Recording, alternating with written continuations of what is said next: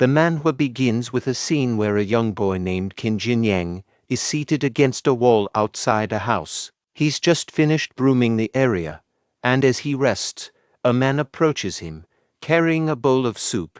Qin Jinyang, the boy, looks at the soup in his bowl and can't help but think to himself, shit, it's another bowl of swill again. This implies that he's not very impressed with the quality of the food he's receiving. The man who brought him the soup is introduced as Goa Hu. He addresses Qin as Brother Qin and mentions something about intentionally leaving a large piece of chicken skin on its butt just for Qin.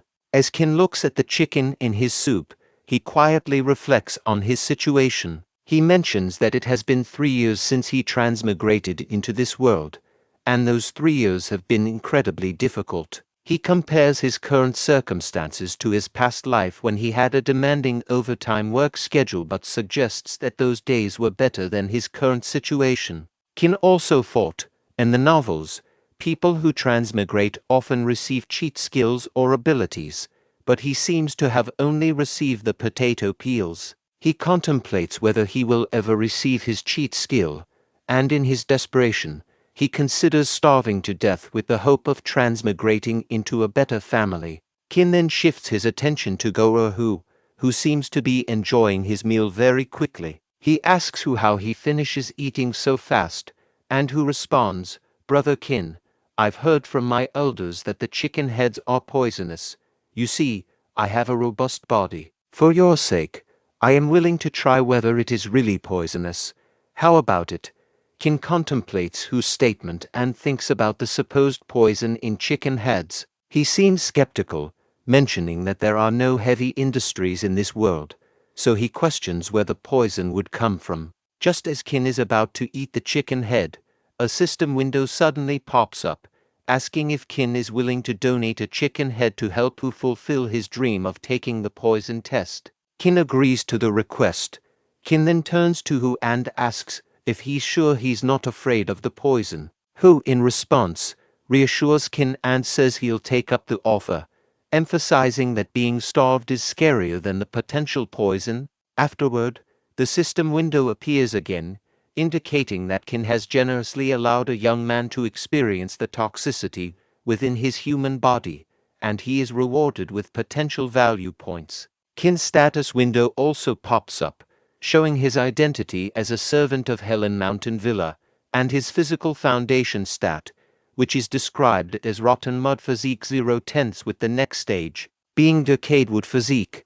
Qin is overwhelmed with joy, believing that his hard work over the past 3 years has finally paid off, and he thanks Mother Nature for these rewards. He's particularly excited that he's finally received his cheat skill.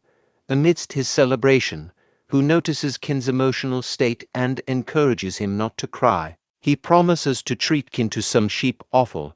Hu's thoughts reveal that he believes Qin must have had a difficult past to be crying so intensely. Hu suddenly announces that he needs to leave for work and tells Qin to wait for him. A while later, Qin orders the system to add 1 point to his physical foundation stats. The system confirms the increase in his physical foundation stats, and Qin feels the hazy and heavy feeling in his mind fading away. His physical pain diminishes, and he perceives his thoughts as no longer sluggish. After some time has passed, Qin reflects on the importance of one's physique in this world. He realizes that with a good physique, one's physical abilities, talents, and comprehension can all improve. He credits Hu for his newfound progress. Qin then inquires about Hu's whereabouts, asking another person if they know where Goa Hu went. The person seems surprised that Qin is unaware of the recent developments and informs him that Whole Master has chosen Goa Hu as the attendant disciple of Feng Duiying. Qin asks what an attendant disciple does, and the person explains that they serve alongside formal disciples, assist them, and have the opportunity to interact with more influential and powerful individuals. Suddenly, a person announces that dinner is ready, and everyone gathers around. Qin quickly moves to receive his meal and reflects on how his thoughts and reactions have become more sensitive and agile. Even the act of grabbing food has become effortless, thanks to his improved physique. Qin invites everyone to come closer and offers to serve the chicken heads to them. Other people in the crowd express surprise at his generosity, mentioning that he was starving a while ago, but is now giving away his food. One person calls Qin stupid for not realizing that there was no poison in the chicken heads. However, an old man praises Qin for his kindness, calling him a great man. Qin considers that he will receive more potential value points in return for the things he gives away, which makes his actions worthwhile. The system window appears again, indicating that Qin generously and selflessly fed others while he was starving.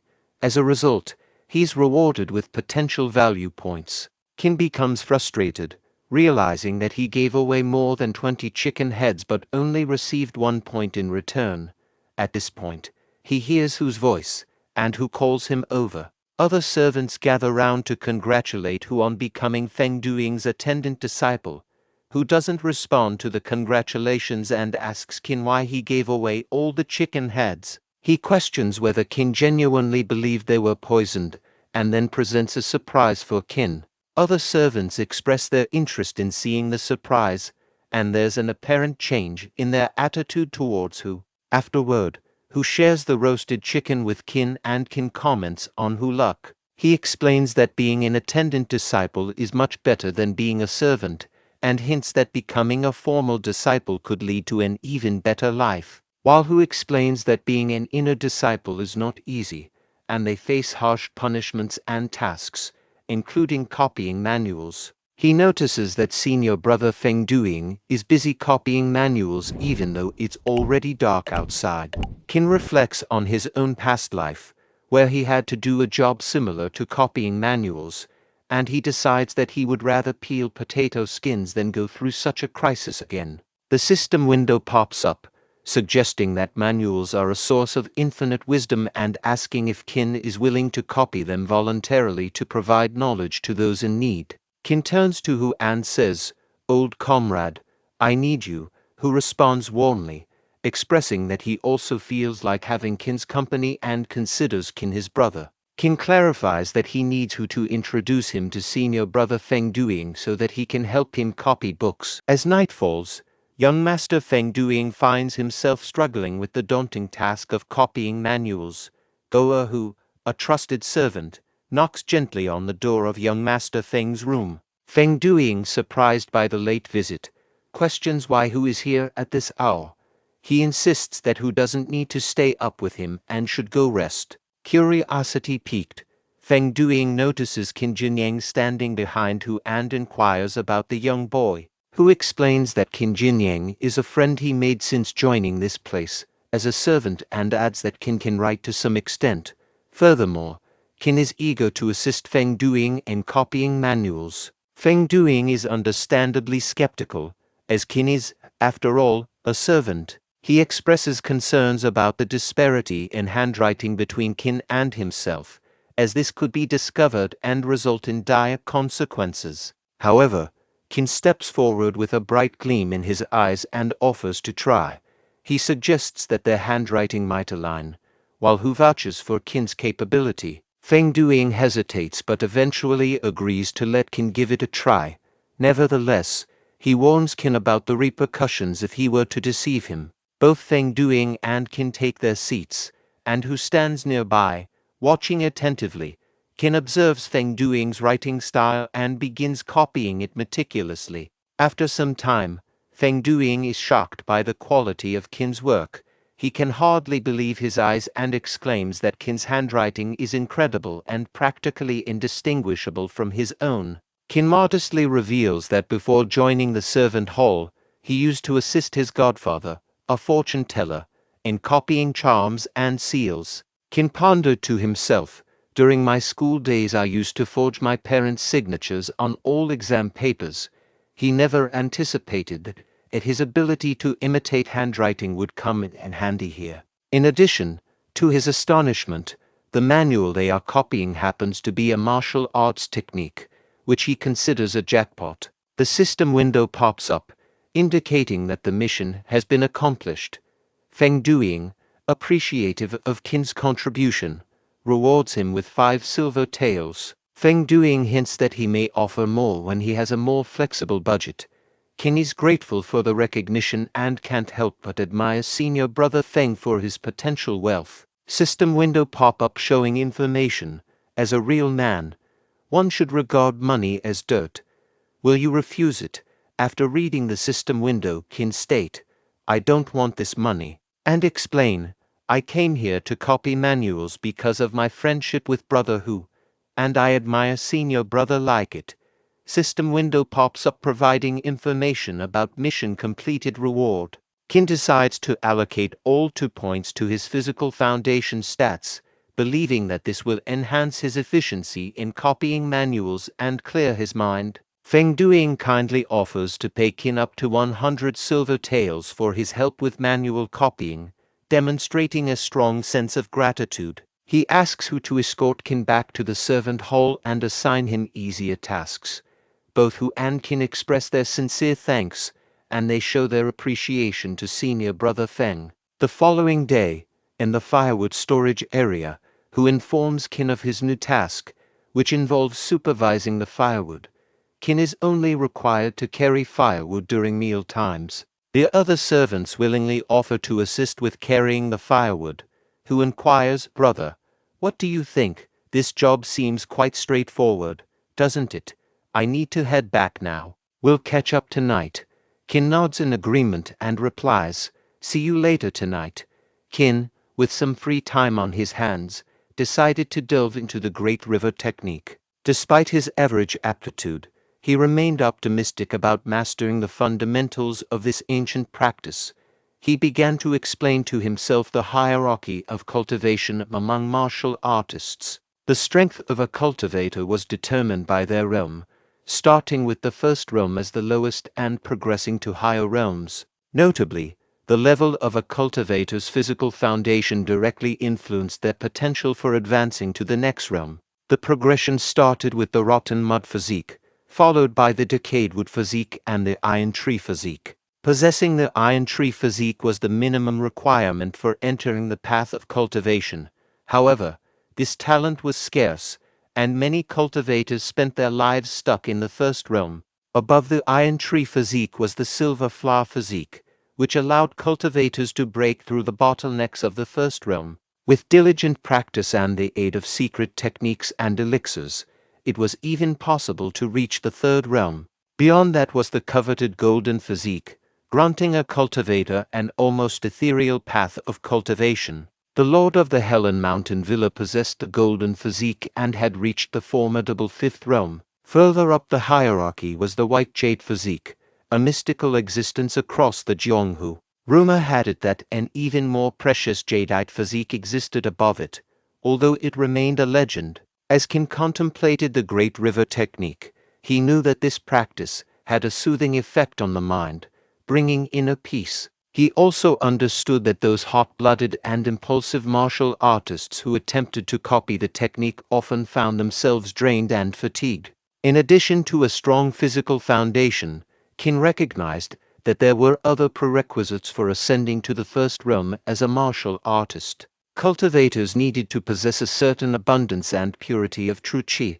However, Qin was honest with himself. He acknowledged that his current level in the Great River technique was merely at the entry level, signifying that he had much room for improvement. While engrossed in these thoughts, a voice called out from behind, startling Qin. He turned to find an old man named Lao Liangtu. In a surprised tone, Qin addressed the old man, "So it's you. What has happened?" Lao Liangtu stumbled and fell into Qin, causing both of them to tumble to the ground. In a distressed voice, he implored, "Little brother Qin, I beg you, please save me." Qin advised, "Take a seat first and speak slowly." Old Lao began to explain his dire circumstances, his eyes welling up with worry. "Brother Qin, I might be laid off, and I have nothing left. Outside of this place," he confided, "can you please ask Goerhu to request young Master Feng on my behalf to plead for me to stay here, because this is the only way left for me to survive." Glancing around cautiously to ensure no prying ears were nearby, old Lao handed brother Qin a bag. He nervously continued, "This bag has 200 copper coins, all my savings. Brother Qin, you must help me. Qin, touched by old Lao's plight, replied, you can keep the money for yourself. Just remind me later, and I will talk to Goahu on your behalf. Old Lao, with a mixture of relief and gratitude, uttered, it's okay, little brother Qin. You can have it. He handed over the bag of money. He quickly disappeared for his place. While darting away, old Lao couldn't help but shout, back, thank you, little brother Qin. You must help me. At a mealtime, Qin pondered to himself, wondering why old Hu had not yet shown up for their usual shared meals. What's taking him so long? Today, as he contemplated, he overheard people talking to each other, their voices filled with shock and concern. Have you heard? Someone died. Are you serious? Is it really Goahu? This news sent a shiver down Qin's spine, and he asked loudly, who do you say died just now? A person explained the grim details. I heard that after paying a visit to young Master Feng, Goahu died on his way back. They say he suddenly spewed out a mouthful of black blood that splattered all over. Then he fell to the ground and passed away.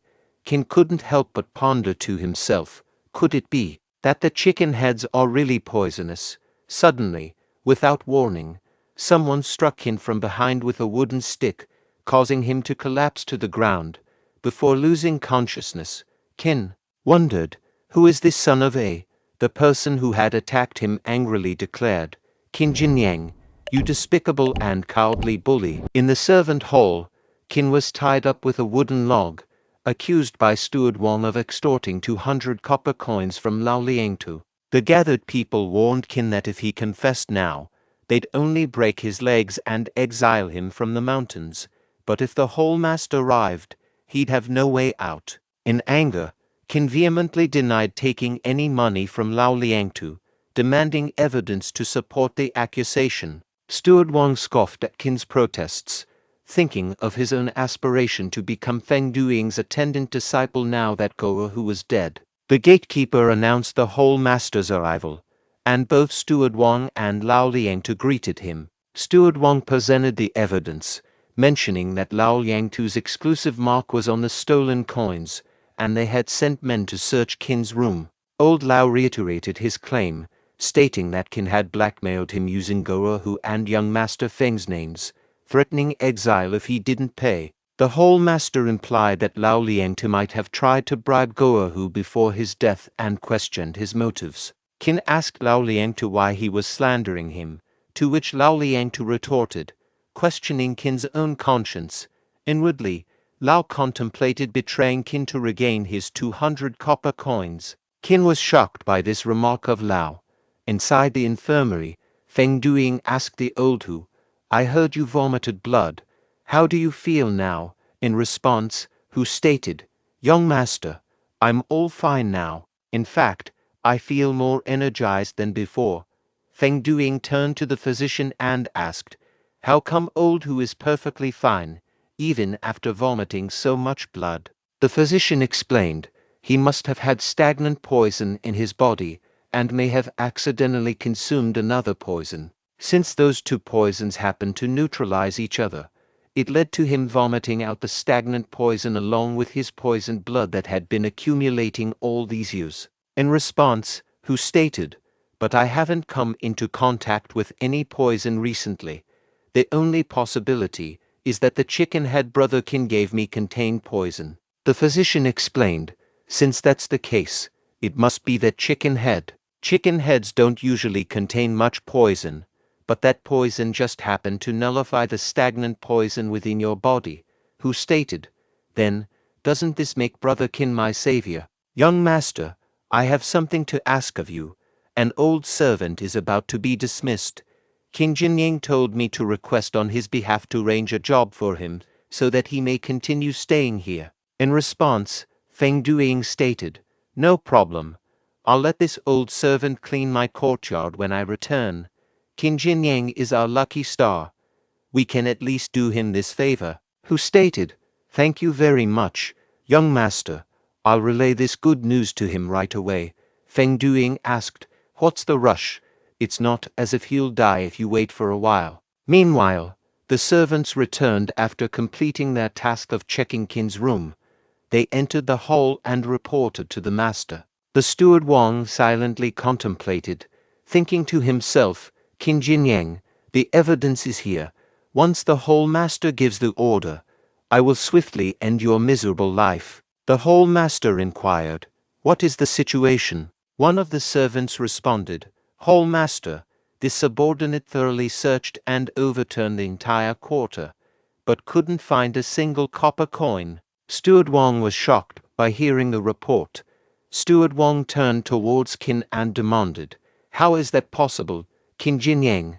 Where did you hide the money? Qin spoke up, addressing the hall master. I would like to lodge a complaint. I am being framed by Lao Langtu and Steward Wang. Please search Lao Langtu's quarters. The money may be hidden beneath his bed. The hall master issued the order to search Lao Langtu's quarters. In response, the servant acknowledged. Yes, sir, Steward Wang exclaimed. Bullshit. Who do you think you are? Why would I frame you? Lao questioned Qin. Qin Jinyang, things have already reached this state. Why are you still trying to deny it? At most, I'll burn more paper money for you after you die. Qin retorted. Lao Langtu, it seems you've been groveling at Steward Wang's feet for the past 2 days. Qin recalled the memory of when he had Lao's money. A system window appeared, instructing him to give the old man his hard-earned money. Qin thought to himself, I'll return it, since that's what the system says. When Lao Langtu left for work, Qin discreetly placed the money beneath his bed. At that moment, the servant returned with the money in his hands. The hall master asked, have you thoroughly checked it?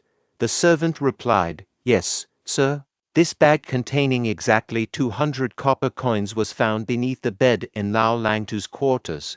There is no mistaking it. These are all Lao Langtu's copper coins, and they even have marks on them. Lao Langtu silently cursed, crap, this bastard, Qin Jinyang, must have found it inconvenient and decided not to help me, so he returned the money. You should have informed me, bastard. You've screwed me over big this time. In the midst of the commotion, whose voice echoed as he shouted for the door, calling out, Brother Qin, he has done what you asked of him. Steward Wang found himself deep in thought and wondered, Goer who, didn't he already die? Undeterred, Hu continued, revealing, young Master Feng agreed to let Lao Langtu stay and clean his courtyard. Seeing crowd of people gathered in front of him, Feng Duing inquired, why are so many people gathered here? Then they both noticed Hall Master. With respect, they both greeted, Hall Master. Steward Wang explained, Hall Master, this old thief came to complain to me. He was just enforcing the law impartially and thus apprehended Qin Jinyang. He didn't know anything about all this. Following the way of the main hall, he'll kill this old thief right away. The hall master intervened firmly, stating, stop right there. Who expressed his concern, saying, brother, you've had it hard. In response, Qin exclaimed, good gracious, brother Hu, you're fine. The hall master, making a decisive move, announced, Qin Jinyang, I'll pass this sword to you. You may do as you wish regarding Lao Langtu. It's up to you whether you kill, spare, or slowly torture him. Lao Langtu pleaded, Qin Jinyang, I beg you, please spare me. I was wrong, I was blinded by greed. Killing me won't bring you any wealth. My life isn't worth you dirtying your hands. Please spare me. Remembering the man's previous actions, Qin used the sword and swiftly chopped off his head in one strike. A window popped up, displaying the message, mission accomplished. He had successfully ended his life and liberated the old man from life sufferings, rewarding potential value, 3 points. Seeing this, the whole master commended, you're quite courageous, Qin Jinyang. From today onwards, you will be the guard of the servant hall. You may patrol with the guard squad tomorrow. Qin expressed his gratitude, saying thank you, hall master. The hall master then instructed, Duing, follow me to my study room. In response, Feng Duing obediently replied, yes, father. Who reassured Qin, there is no need to overthink. You just killed an ungrateful snake. You just received a huge promotion. I'll treat you to a meal to celebrate this occasion later. Qin reflected to himself, at best, gods are bodyguards. This time, everything was entirely down to chance. When I'm framed again, will I be as fortunate? In reality, a person who is excessively kind is only met with death. The world's rule is an eye for an eye and a tooth for a tooth. No matter what, I have to get stronger. At the servant hall, Qin contemplated the unstoppable force of luck that had bestowed upon him. Upon becoming a god, his salary had arrived promptly, leaving him with some time to spare. It was then that he decided to extend an invitation to old Hu for a delightful meal. With a warm smile, Hu exclaimed, "Brother, I finally found you. I've been searching all over for you." In response, Qin joyfully replied, "Old Hu, you've arrived just in time. I was actually planning to seek you out. Have you happened to cross paths with Xiao Guzi, the young one who usually accompanies me on patrol and never leaves my side?" Pointing in a certain direction, Hu remarked, "Are you in search of Xiao Guzi? Isn't he right over there?" In a loud and hearty voice, Qin called out, "Hey, Xiao Guzi!" Xiao Guzi turned around, his voice quivering as he spoke. "Master Qin, Master Hu." Curious, Hu inquired, "What's troubling you, my lad? You seem so downcast. Have you missed your meals or something?" Qin chimed in. "And why are you carrying all those belongings? Where are you headed?" With tears in his eyes, Xiao Guzi shared, "Master Qin, my village has suffered repeated raids by bandits over the years, and this time, an epidemic has taken my parents and sister. I must return home to arrange a proper funeral for them." Filled with compassion, Qin offered, "Xiao Guzi, take this bag with 200 copper coins. Use it to ensure your family receives a dignified funeral." Overwhelmed with gratitude, Xiao Guzi expressed, "Thank you so much, Master Qin." A system notification popped up, displaying crucial information, emphasizing the purity of filial piety and the heart can cleanse the impurities behind dirty money.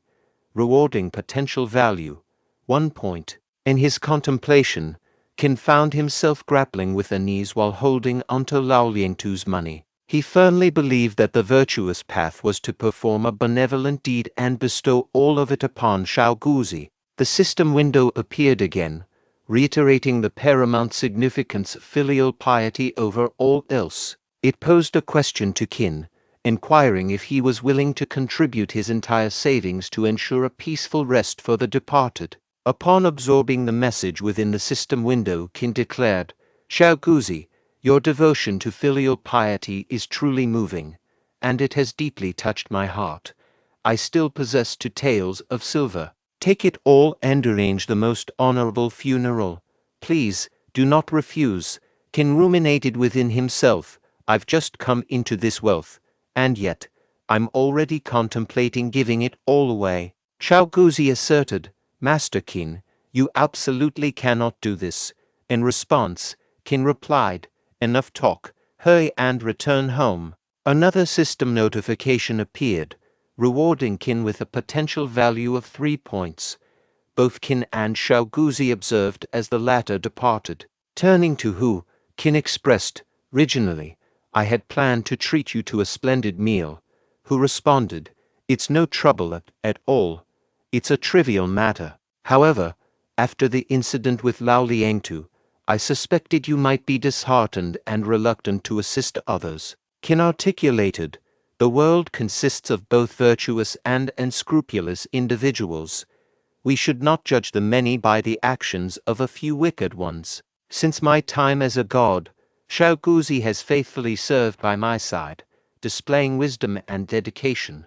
How could I not support such an admirable young lad?" From a distance, Xiao Guzi shouted, "Master Qin, my life may be insignificant, but even if it's all I have, I will strive to repay your kindness. Whether in this life or the next, or the ones beyond, I shall continue to show my gratitude for generations to come." Hu turned to Qin and exclaimed, "Brother Qin has definitely made the right choice to help him this time." Qin asked in response, "By the way, old Hu, Didn't you say earlier that you were looking for me? Hu State replied, Ah yes, I have some great news for you.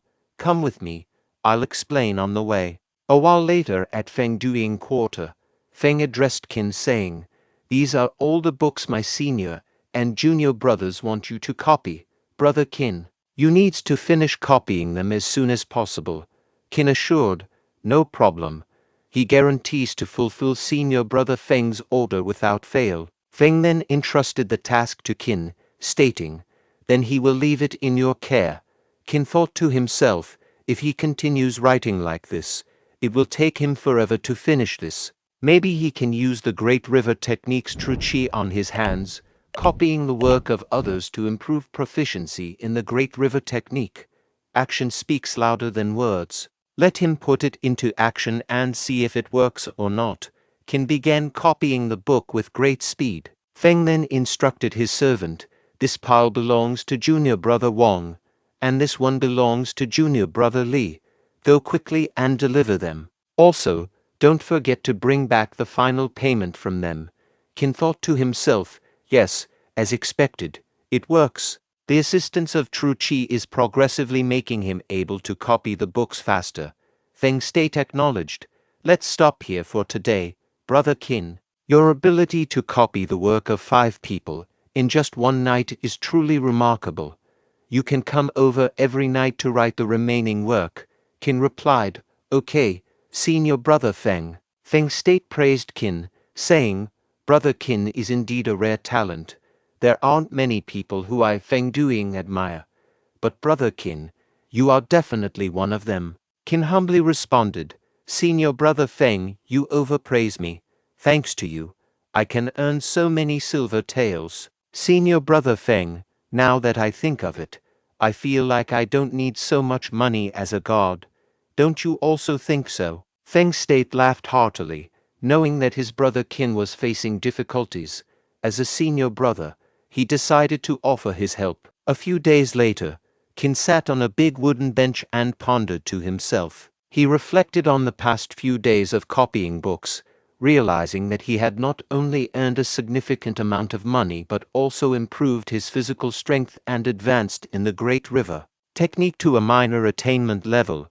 He then used his inner chi to try and lift the kettle in front of him, but realized that his control over true chi still needed improvement. He concluded that he needed to learn martial arts and general knowledge to use it more efficiently. However, he knew that the martial arts of the Helan Mountain Villa could only be practiced by formal disciples who had undergone proper training. With no other options, he decided to go down the mountain and try his luck at martial arts schools there. In Wuhe town, Qin marveled at the liveliness, realizing that it was his first time coming down the mountain. Suddenly, he heard a voice from behind, asking for a favor.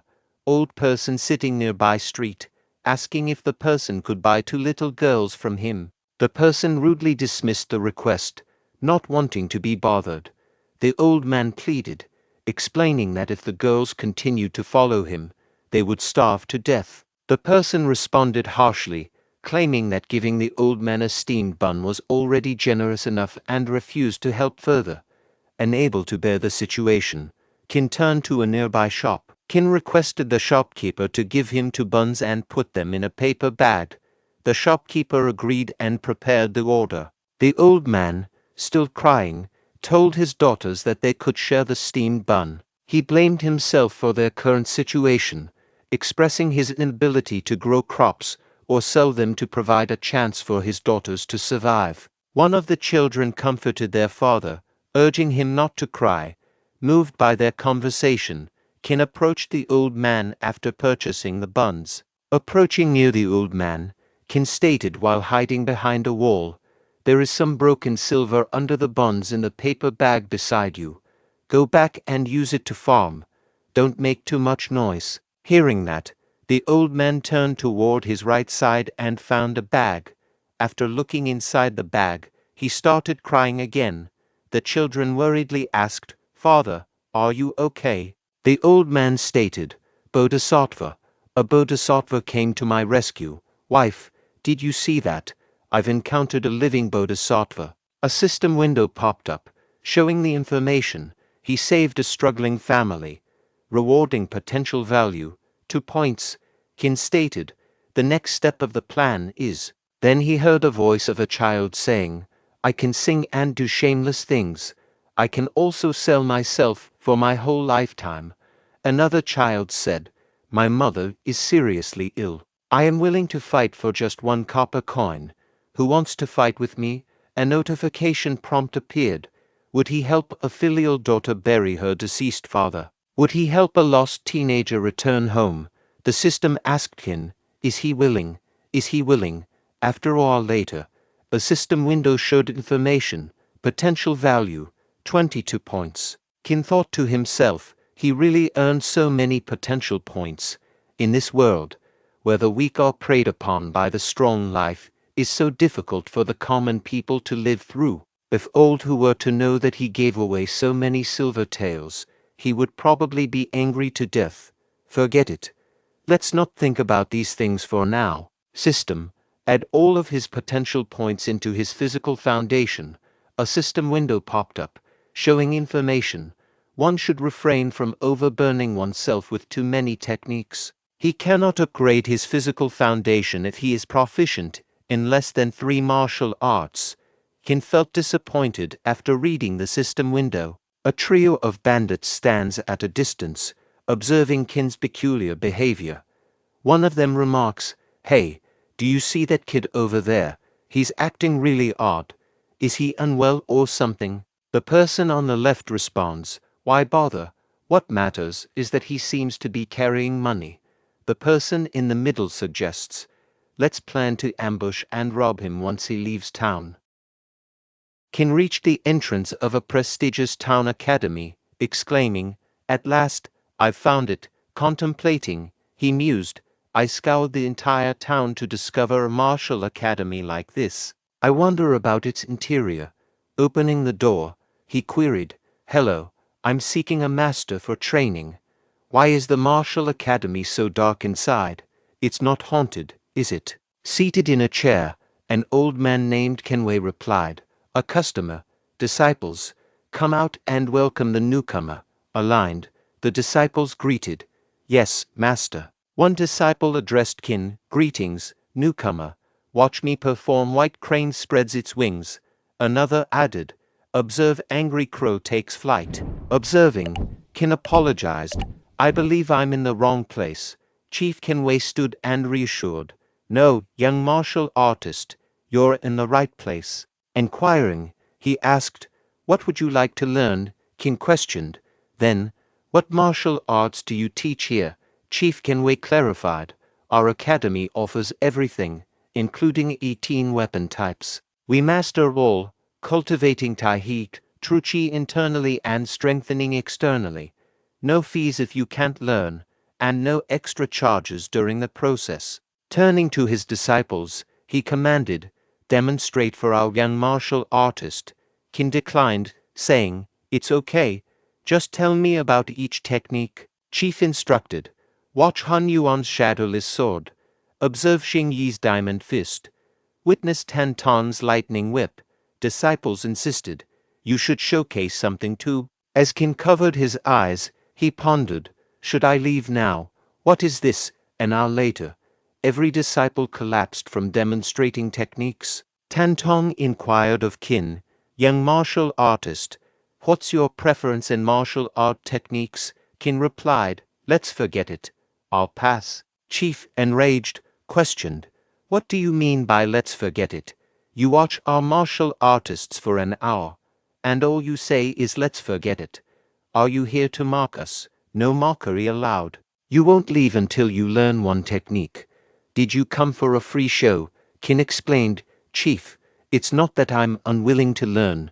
It's just, Chief interrupted Qin, stating, young martial artist, if you're bored with martial arts, we also teach musical instruments, cooking, or even foreign languages. A system notification appeared, revealing, the Martial Academy is struggling financially. Would you consider leaving a silver tael as a tip? Chief directed his disciples, keep performing. Impress this young martial artist. Qin pleaded, stop, enough. Chief, to be honest, I'm involved in the underworld and urgently need a martial art technique, but what these seniors are demonstrating might not be suitable. I apologize for taking up your time. Consider these silver tails as a tip, and I wish your academy the best. A system window displayed. Your heroism earns respect from the chief, rewarding potential value. 2 points. Qin, departing, remarked, I'm leaving, no need to escort me out, and Qin contemplated, realizing that trading a silver tail for 2 rewarding potential value points was quite a worthwhile deal. He only wished there were other martial academies in town. Chief intervened, stating, Young master, please wait, and instructed the disciples to exit. They acknowledged, Yes, master. Once alone, Chief turned to Qin, acknowledging, You have a discerning eye. You saw through those superficial martial arts used to deceive outsiders. Our academy indeed possesses unique martial arts techniques. Qin reflected. Special techniques. This is an unexpected gain. He inquired, Could the chief demonstrate them for me? Chief, seizing sand from the ground, declared, Certainly. I'll give you a taste. Don't blink, throwing the sand toward Qin. It passed in front of his eyes and struck the practice dummy behind him. Qin questioned, Is that all? Isn't this just throwing sand when you can't win a fight? Chief replied, You're too naive, young man. Have you heard of hidden weapons? Qin asked. Hidden weapons? Like techniques using shurikens and darts for a single-shot kill, Chief inquired. That's nothing. Are those just ordinary weapons? What makes them worthy of being labeled hidden weapons? He continued, Listen carefully. The essence of hidden weapons lies in their concealment. Catch your enemies off guard. Strike when they're unprepared. Additionally, they should be portable and ideally carried at all times.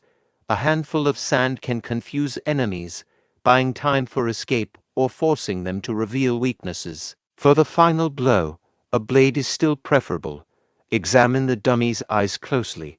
Qin, visibly surprised, thought, It's filled with tiny nicks resembling needle pricks. Chief elucidated, This is the application of our dirt field technique. It allows manipulation of dust, sand, loess, lime, and even various poisonous powders. Qin expressed interest, stating, I want to learn this technique. Name your price. Chief Kenway cautioned, This hidden weapon is our family's exclusive technique, passed only to male direct descendants. You, an outsider, consider learning our secret technique. Qin insisted, Just state the price. Chief proposed, Given your unique skeletal structure, you are an extraordinary martial arts talent. 300 taels, I guarantee mastery. Qin countered, 10 taels of silver. Take it or leave it. In a hushed tone, he added, Why not resort to robbery? Chief agreed, Fine, 10 taels it is. I'll teach you for a day, with no guarantee of mastery. Follow me to the training ground if you accept. Chief pondered, It's challenging to determine if someone can truly grasp this generational technique. Even our great-grandfather, with a silver root bone, took 61 days to learn the basics. Learn some basics and then scram. That's 10 taels richer today. A day for us common folks to celebrate. Chief instructed, I'll start the timer. Remember, the dirt field technique involves coating dirt with true qi before throwing it. This aids in understanding the theory. Guide the qi down your center. Feel it down your spine. Kid, are you following? Don't tell me he fell asleep. Later, a system window appeared, proposing, use 5 potential points to unlock and learn the basics of the dirt field technique. Qin instructed the system to proceed. The system displayed Qin's profile. Qin Jinyang, with a rotten mud physique foundation, a servant of Helan Mountain Villa, progressing to decayed wood physique. Martial arts skills included the Great River Technique beginner level and Dirt Field Technique basic level. Potential value points stood at 0. Chief inquired, How's it going? Any confusion? Utilize these 24 hours to ask anything? Relieved, Qin expressed gratitude. I appreciate the chief's guidance. This technique will be invaluable. I've successfully learned it. Chief questioned, Learned it. Are you kidding? Don't dream of a refund even if you leave now. Internally, he mused. Learned it so easily. Who does he think he's fooling? Let's see if I can beat some sense into him if he asks for a refund later. Are all young people this arrogant? The system window appeared again, suggesting that the chief was suspicious of his extraordinary intellect and wondered if he would showcase his abilities to broaden his narrow perspective. System inquired if Qin would demonstrate the dirt field technique, challenging the narrow-minded man to recognize a true genius. Casting doubt, Chief asserted that even top-tier geniuses couldn't grasp it instantly, let alone Qin. Criticizing Qin's pretentious demeanor, Chief accused him of feigning genius martial artistry. Complying, Qin demonstrated the dirt field technique on the chief by swiftly grabbing his leg and tossing him to the ground like a pile of dirt, leaving Chief astonished and collapsed on the ground. A system window appeared, heralding that Qin's talent and diligence had garnered admiration, earning him 2 points of potential value. Post-demonstration, Qin departed the martial art academy, returning to the mountain. Contemplating that he'd acquired a worthwhile technique, he happily anticipated a nap upon his mountain return. Unexpectedly, a person confronted Qin, brandishing a sword and demanding money. The system window identified the assailant as a Grade 1 martial artist robber. Acknowledging the situation, Qin assured the person that the money would serve as his travel fare. Other companions of robber judged Qin as a grade-less, timid individual, wealthy yet frightened. Dismissing Qin's intervention, he believed the 2 present was sufficient, and beknownst to them, Qin schemed to use the dirt field technique on the Grade 1 martial artist and his companions. Qin employed the technique to blind all. In response, the martial artist remarked, "Your fate is sealed, kid. You've offended the Steel Dragon tribe, and your face is etched in his memory." Qin retorted, "Now that you recall me, that's even more reason not to spare you." The martial artist protested, "You can't kill me, I am." Qin interjected, "Don't move. My blade might find a new path the moment you do." He swiftly used his blade to dispatch the robber. The system window displayed, he successfully eliminated a threat, ensuring the area's safety. Rewarding potential value, 2 points. You successfully eliminated a threat, ensuring the area's safety.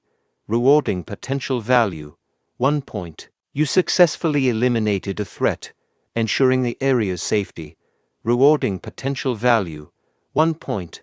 The following morning, outside Qin's quarters, someone knocked on the door. Qin shouted, "Who's there? It's too early. I'm on leave today." Old Hu replied, "Brother, it's me, Old Hu." Qin, opening the door, inquired, "What's so urgent, Old Hu? It's early." Hu suggested, "Let me take you somewhere nice." Qin promptly shut the door, declaring, "I'm not interested." Undeterred, Hu persisted, knocking hard, and insisted, "Qin, open up. There's good food and pretty ladies." Qin, lying on his bed, mused, "Pretty ladies. Is Old Hu smitten?" A system window appeared, stating, "His friend has a wish. Will he generously fulfill it?" Qin thought, "Fine. I'll go this once for Old Hu's sake." Another system window appeared, noting, "You generously fulfilled his brother's wish. Rewarding potential value, 1 point. Your considerate gesture towards your brother is commendable. Rewarding potential value, 1 point." Surprised by their location, Qin pondered, "The original networking group. Well, that's unexpected. I thought this kid fell for someone." Qin declined, saying, "Old Hu, I'll skip your squire tea party." Hu insisted, "No way. You have to go. Even if you don't want to. Do it for me." Secretly, Hu thought, "I went through so much trouble to bring you here. I can't let you escape." A system window appeared, stating, "Your brother sincerely wishes for your participation. Will you do him this favor?" Qin considered, "Oh well, it's a chance to meet more people in this world." Another system window appeared, noting, "By doing your brother a favor, you've proven your loyalty. Rewarding potential value, 1 point." Who urged, "Brother, let's go." Let me introduce you to everyone. Brother Zhang, meet my brother, Qin Jinyang. He's a god in the servant hall and even knows how to read. Perfect for Miss Changlin. I brought him here to meet her today. What do you think? Who exclaimed. Qin thought. Is he setting me up on a blind date? Miss Changlin retorted. Who's that? Which Tom, Dick, and Harry dares to say they're worthy of me? Who, sporting a smile, remarked, Sister Changlin, my brother possesses limitless potential. You'll undoubtedly be satisfied. Changlin inquired. You're my blind date. Why are you just staring? Don't you have a gift for your blind date? Qin stood there, dumbfounded. Zhang commented, Brother Hu, it appears this man lacks the courtesy to bring a decent gift. If this is your introduction, let's just forget about it. Nervously, Hu responded, Brother Zhang. Zhang, unrelenting, remarked, a god, elevated from servant to a miserly god, earns a bit more and forgets his status. Marry someone on your level. Do you understand what that means? Take a good look in the mirror.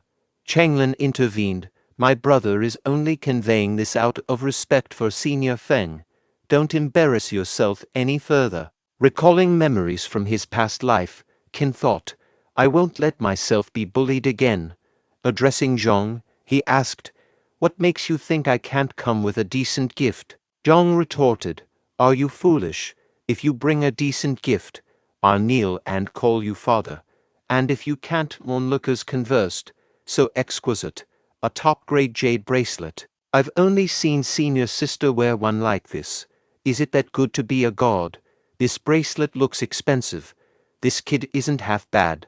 Zhang, turning to see the bracelet, was taken aback. He thought, this luster and clarity, it should be worth around 20 taels. In the midst of the scene, a system window appeared, inquiring if the person would generously bestow the bracelet upon a narrow-minded individual lacking real power. Simultaneously, Qin pondered whether people in this era were familiar with the term daddy. Qin then declared, I don't need you both to call me father. Instead, refer to me as daddy, and I'll gladly give you this bracelet. How does that sound? Zhang questioned internally if daddy was the person's nickname and estimated the bracelet's worth at least 20 taels. Addressing his sister, Zhang asked why she wasn't expressing gratitude to daddy. She replied, Thanks, daddy. Pleased with her response, Qin instructed her to take the bracelet. She added, Daddy, listen up. Don't assume you stand a chance. The people pursuing me could form a queue extending out of the mountain villa. However, I can introduce you to a female worker from our intricate craft hall. A system window popped up, confirming the successful gifting of the bracelet, with the recipient expressing genuine liking, rewarding a potential value of 3 points. Qin, feeling relieved, thought it was a good outcome. Initially, he believed he was assisting old Hu with his date, only to end up presenting a gift to his blind date. Turning to Qin, who inquired about the meaning of the word daddy and why Qin preferred to be called that. Qin explained that, in his hometown, daddy is a respectful way for a son to address his father. Amused, Hu laughed and asked if it was the same as father and meant thank you daddy instead. From a distance, Zhang expressed gratitude to daddy for the gift and announced that he and his sister would be departing. Qin, smiling, remarked on Zhang even expressing gratitude. As Zhang moved away, he informed his sister Changlin that he initially doubted Goa Hu's claim about this god's wealth. He advised her to string the fool along and extract money. Changlin replied, Got it, brother. Approaching Qin and the gathered crowd, a girl in a red dress questioned, Why is everyone gathering here? What's with all the joking and noise? Quickly, disperse. Curious, Qin turned to Hu and inquired, And who is that? Who responded, Brother, we should leave quickly. This is the third senior sister of our mountain villa. She's extremely powerful. As they departed, someone grabbed Qin's shoulder from behind and praised, Beautifully done. I never liked those young siblings, money-hungry pigs abusing their power. The opposite of Brother Qin, so quick-witted and bold. The person introduced himself as Zhou Shaosu, expressing admiration for Qin.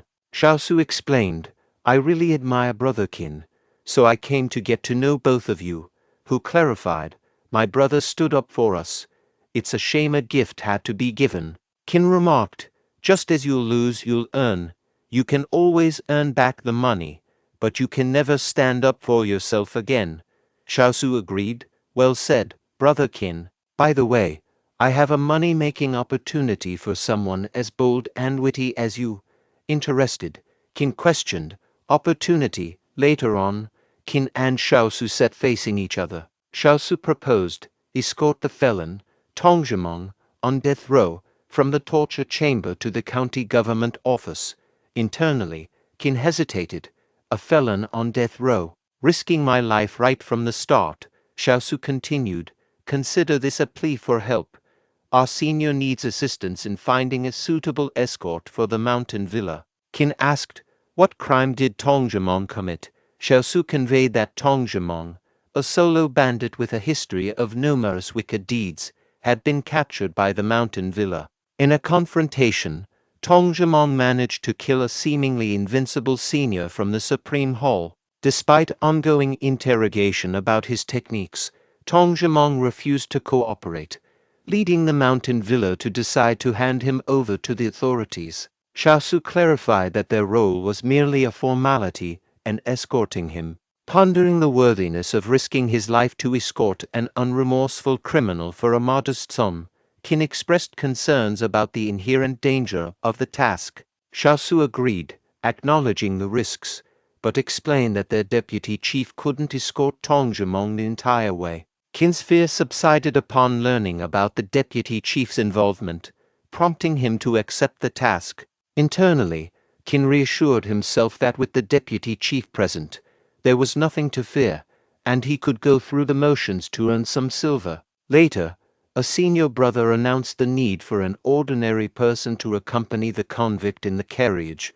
offering a reward of 2 taels of silver. Surprised to see Zhang Changzhen, Qin wondered if it was a coincidence or if Zhang and the senior he served were leading the escort. Observing Tongzhimong, Qin sensed his formidable aura but overheard a conversation mentioning Tongzhimong's murderous intent. The individuals noted that those assigned to look after him ended up crippled or dead, and official disciples dared not take on the role of an escort. Zhang, noticing Qin standing, thought, what a coincidence.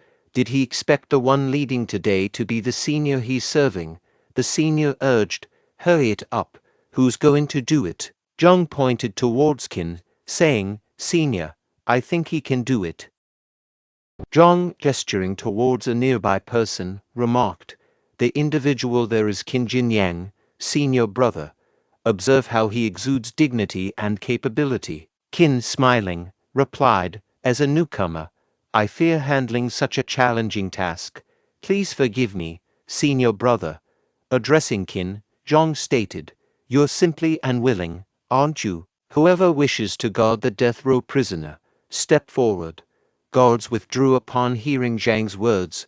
The senior instructed Qin, get into the cart now. Reacting angrily, Qin turned to the other guards, exclaiming, these scoundrels. Approaching Qin, the senior asked, enter willingly, or shall I chop your legs off and throw you in? A system window asked, the prisoner is lonely.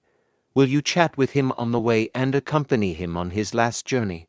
Observing Tongzhimong, Qin was shocked by his intense aura. Glancing at the senior, Qin, with no choice, entered the cart. The senior ordered the departure, and Qin standing in front of Tongzhimong. Qin thought, this feeling, this pressure, it's like facing a fierce tiger on the road. Tongzhimong asked, young man, did I scare you? A system window displayed, you escorted the death row prisoner. Rewarding potential value, 10 points. Reading the system message, Qin pondered, infuriated with the old system for favoring dangerous missions with more potential points. Tongzhimong's pressure is overwhelming. Only the Great River technique can withstand it. Tongzhimong advised, come closer. The pressure will crush you if you stay too far. Qin considered, closer means less pressure, still imposing, and the Great River technique may not last. I might burst and die. moving towards Tong Jimong, while he was little distance for him. Tong Jimong laughed, saying, "Let me taste your blood." Realizing his mistake, Qin exclaimed, "Damn it, I misinterpreted his words." A system window appeared, offering items for a sleep-deprived strong man. Options included a coarse cloth pillow, sleep aid powder, and a sheep counting picture book. Qin thought, not a pillow or a picture book, hypnotizing powder with the Great River technique and dirt field technique. Tong Jimong laughed while Qin strategized, "System, you finally done right for the male protagonist. Scoundrels outside won't care about movements inside the cart, suiting me fine." Qin used the Great River technique, dirt field technique, and hypnotizing powder. Meanwhile, he also affected by Tong Jimong's aura. Noticing a hypnotizing powder, Tong Jimong exclaimed, "This is a complete disaster." Qin collapsed and lost consciousness. A senior outside the cart, sensing Tong Jimong's aura, commented, "The kid is dead." "Good, Tong Jimong's killing intent can calm down now." Zhang silently reflected, "Qin Jinyang, you're finally dead." Later, Qin regained consciousness and rose. Tong Jimong, puzzled, asked, "Who are you?" Qin retorted, "Are you confused?" A system window appeared, stating, "The strong man in front of you is hypnotized. Rewarding potential values, 5 points." Qin, reading the message, thought, if that's the case. He then claimed, "Son, I'm your father. You don't even remember me now." Tong Jimong, disbelieving, asked, "Father?" Qin shouted, "Fool, don't you recognize your own father? How's your rotten fist essence technique? Recite it for your father." Tong Jimong complied, "Father, your child will recite it now. Mountains are fixed, moments follow 9, and he continues." A system window prompted, "To learn rotten fist beginner level, 15 potential points are needed. Allocate the points." Qin agreed. His profile displayed as Qin Jinyang with a decade wood physique 19/20, a Helan Mountain Villa servant. Skills, Great River technique bottleneck, dirt field technique minor attainment, and rotten fist beginner. Potential value, 1. Another window asked to use more hypnotizing powder for a peaceful to let him pass away in a happy dream, because this man has suffered too much torture. Qin mused, "So, this is rotten fist martial arts. There must be more good things." Curious, he asked Tong Jimong, "Son, you've worked hard. Where's your hidden savings?" After a while, the group arrived at their destination, and Qin stepped out of the cart. He greeted Master Fu and Sir Liu, saying, "Hello, Master Fu, hello, Sir Liu." Zhang and the senior were astonished to see Qin alive and well, pondering, "Is he really unharmed? Did he not perish? What's going on?" Meanwhile, Liu was impressed by Qin's bravery and approached him, noting, "This young hero possesses both courage and potential." Qin thanked Sir Liu for the compliment. As Master Fu observed them talking, Qin modestly downplayed his actions, while Liu expressed his admiration. Liu then informed Qin, "My government office has formed a new patrol unit, and we could use someone like you. The future looks promising." Suddenly, a system prompt appeared, stating, "Master Fu highly values reputation. A true man remains steadfast despite poverty or low status. Will you uphold his honor?" Qin noticed and replied to Liu, "Thank you for your kindness, Sir Liu. I am a humble peasant from a mountain villa. My loyalty lies with the villa, and I'm even willing to sacrifice for it, regardless of future prospects." Another system message appeared, declaring, "You have upheld Master Fu's honor, rewarding potential value, 4 points." Liu smiled and announced, "Well said. Bring 10 taels of silver to reward this young hero." Master Fu, chuckling, also promised Qin a reward of 15 taels. Qin happily anticipated the payment for completing the mission, while Zhang and the senior seethed with anger. After a while, Qin, studying the map, mused to himself, "Tong Jimong's savings must be on here." Doubting Tong Jimong's honesty, he pondered, he shouldn't have lied about the location. Inquiring, "So it's supposed to be here, but where's the ruined temple?" Lost in thought, he accidentally stepped on a sleeping tiger's tail. Startled, Qin turned to find an angry tiger behind him. Panicking, he ran while attempting to use hypnotizing powder, which proved ineffective. Bewildered, he resorted to throwing various items from his inventory. Fearing the tiger, he decided, I should hide in the bushes for a moment. Unfortunately, hiding led him to a cliff, and he tumbled down, thinking, ouch. Relying on rotten fist and dirt field technique isn't sufficient. I need to learn Qigong soon. Surveying his surroundings, Qin discovered the desired ruined temple. Examining the area, he speculated, someone tried to take Tongjiang's treasure, but the divine statue protected it. Outsiders can't grasp the rotten fist technique. Perfect opportunity to test it. Using the technique, the statue crumbled, revealing a wooden box. Excitedly, Qin, open it, he exclaimed. Golden leaves, I'm rich, and this small bottle. Is it medicine? A system window appeared, presenting information. The system asked Qin if he wanted to spend 20 potential points to appraise a bottle of high-grade medicine. Qin replied, expressing insufficient potential points but acknowledging the medicine's value. He assured that the rest was manageable and he moved to a village orphanage. And upon leaving, he mentioned having enough food for half a year. Grateful, the person referred to Qin as a benefactor and living bodhisattva. Another system window notified Qin that his kindness had saved the entire orphanage and provided winter sustenance, rewarding him with 10 potential points. Qin continued helping poor villagers, and they expressed gratitude. Qin then instructed the system to upgrade his physical foundation. A profile window displayed information about Qin Jinyang, the god of Helan Mountain Villa, with a 39 out of 40 iron tree physique. His martial arts skills included a bottleneck-level Great River technique, minor attainment in dirt field technique, and beginner-level rotten fist. His potential value stood at 17 points. Another window outlined the requirements for upgrading Qin's physical foundation to a silver flower physique, indicating the need for 5 martial arts at the perk level and 30 potential points to upgrade the Great River technique. The third senior sister noticed Qin, recognizing him from a recent gathering of junior disciples. She asked Shaoji to find out which hall the god belonged to. Pondering Qin's purpose, the senior sister noted his seemingly sneaky actions along with his benevolence toward the elderly, weak, and sick people. Spotting Qin, Changlin whispered to herself, finally, the long-awaited moment. She approached Qin with a smile, saying, what a coincidence, it's Qin Jinyang. I heard you not only excelled in escorting that dangerous man, but also earned Mr. Fu's appreciation. Qin inquired, Changlin, what brings you to Labor Hall? She replied, just passing by and thinking of you, so I came to say hi. A system window appeared, noting Changlin's lack of experience in the weaving hall and suggesting Qin help her learn. Qin decided to start with pickup lines, expressing, Changlin, since you care about me so much, I need to tell you that my life isn't complete. She asked why, and Qin responded, my life isn't complete without you. Another system window rewarded Qin with 5 potential points for surprising her.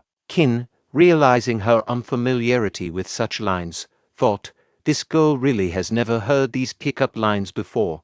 Let me just try another one. Life without you is like a broken pencil, pointless.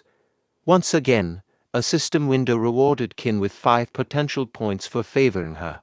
Meanwhile, Wang approached and questioned them. Attempting to grope Changlin, a system window popped up, stating that pickup lines alone were not enough to make her obsessed with him and asked if he was willing to keep his hands off her and give her peace of mind. Qin intervened, grabbed Wang's hand and asked Mr. Wang, aren't you being too handsy? Wang shouted, Qin Jinyang, don't think you can be arrogant just because you've made a contribution to the Grange.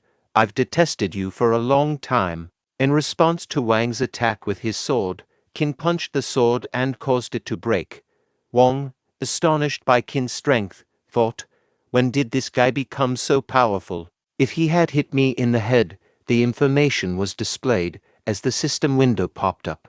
Having successfully thwarted the intrusive man and ensuring Changlan's peace of mind, he earned 10 potential points. Impressed by his strength and dependability, Changlan thought to herself. Suddenly, a distant shout informed Mr. Wang of an urgent meeting with the head, prompting Wang to hastily retreat, sparing his life for the moment. Qin acknowledged Wang's luck but vowed not to be lenient in the future. He warned Wang to stay out of his sight and distanced himself from Changlan. In the bustling test hall of Helan Grange, a conversation unfolded. One person queried another about the new hall at Helan Grange this year, learning that only 5 would be accepted with treatment akin to the upper hall. Qin pondered his strength and the potential advancement of his Great River technique, wondering if he could enter Haoxing Hall. While reviewing information on the system window, Qin was interrupted by a voice. A man complimented a girl, suggesting she be his concubine instead of learning martial arts. Refusing, she drew her sword, leading to a confrontation. Qin reflected that someone of that strength wouldn't survive in Helan Grange, believing it crucial for the weak to comprehend the harsh reality of a world filled with martial artists. The system window reappeared, disclosing the newcomer's status as a scion and asking if he would be informed that martial artists' strength held greater importance than wealth. Advancing toward the individual, Qin asserted, "Stop it."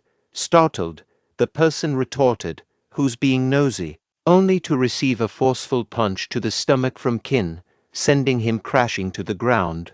A system window materialized, conveying information. "You've emphasized the significance of martial artists' strength. You're rewarded with 10 potential points." Turning to the distressed girl, Qin extended assistance. Another window displayed information. "The world is perilous, and people are enigmatic. Are you willing to offer encouragement to the confused and restless girl?" Qin greeted her, saying, "Hello, miss. I'm Qin Jinyang, sort of a Grange member." Grateful, she introduced herself as Wang Jixiang, thanking Qin for his help. Qin assured her, "If you encounter any trouble, don't hesitate to inform me. Despite not being a disciple yet, I have many connections here." Wang Jixiang expressed gratitude, mentioning she was alone. Qin complimented her, predicting a successful entry into Helan Grange. Overjoyed, she said, "Really thank you." A window displayed information. "You provided hope to a confused and restless girl. You're rewarded with 5 potential points." With a smile, Qin encouraged, "Let's fight for it." Simultaneously, as they conversed, onlookers in the line whispered about the girl in the red dress, recognizing her as Yao Shaoji, Zhu Bingbing's servant disciple. Shaoji, addressing Qin, remarked, "Qin Jinyang, right, you don't have to wait in line. Go inside first." Qin asked if he could take Wang Jixiang in with him, prompting Shaoji's incredulous thought. "Are you kidding me?" she replied. "Take her with you."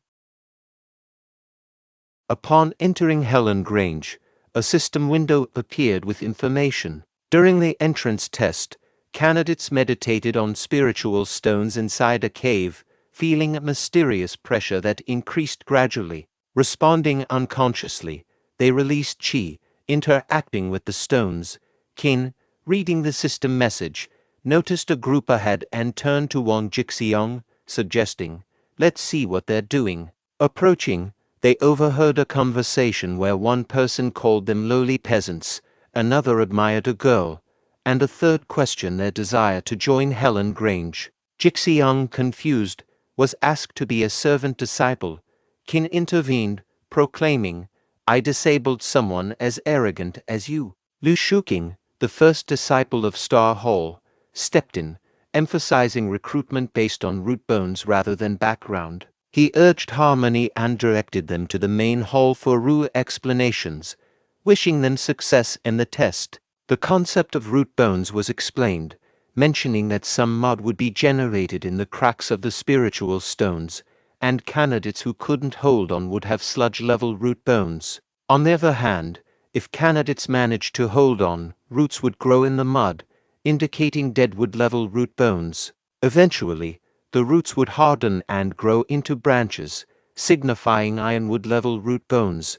Upon the branches, silvery flowers will bloom, signifying silvery flower level root bones. If the black bark breaks, emitting golden light, candidates possess golden branch level root bones. Those with spirit stabilizing pills should secure seats. In case of struggle, taking the pill is advised, but Helen Grange disclaims responsibility for any resulting accidents. As the test begins, two fainting candidates need removal, and one deceased individual must be taken out.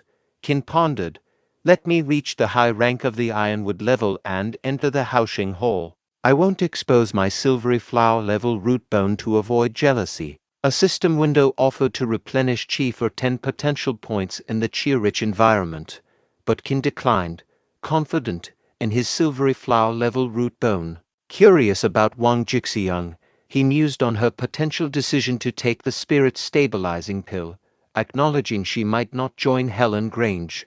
A wealthy boy demanded Qin's pill, offering 300 taels of silver, followed by higher bids from others.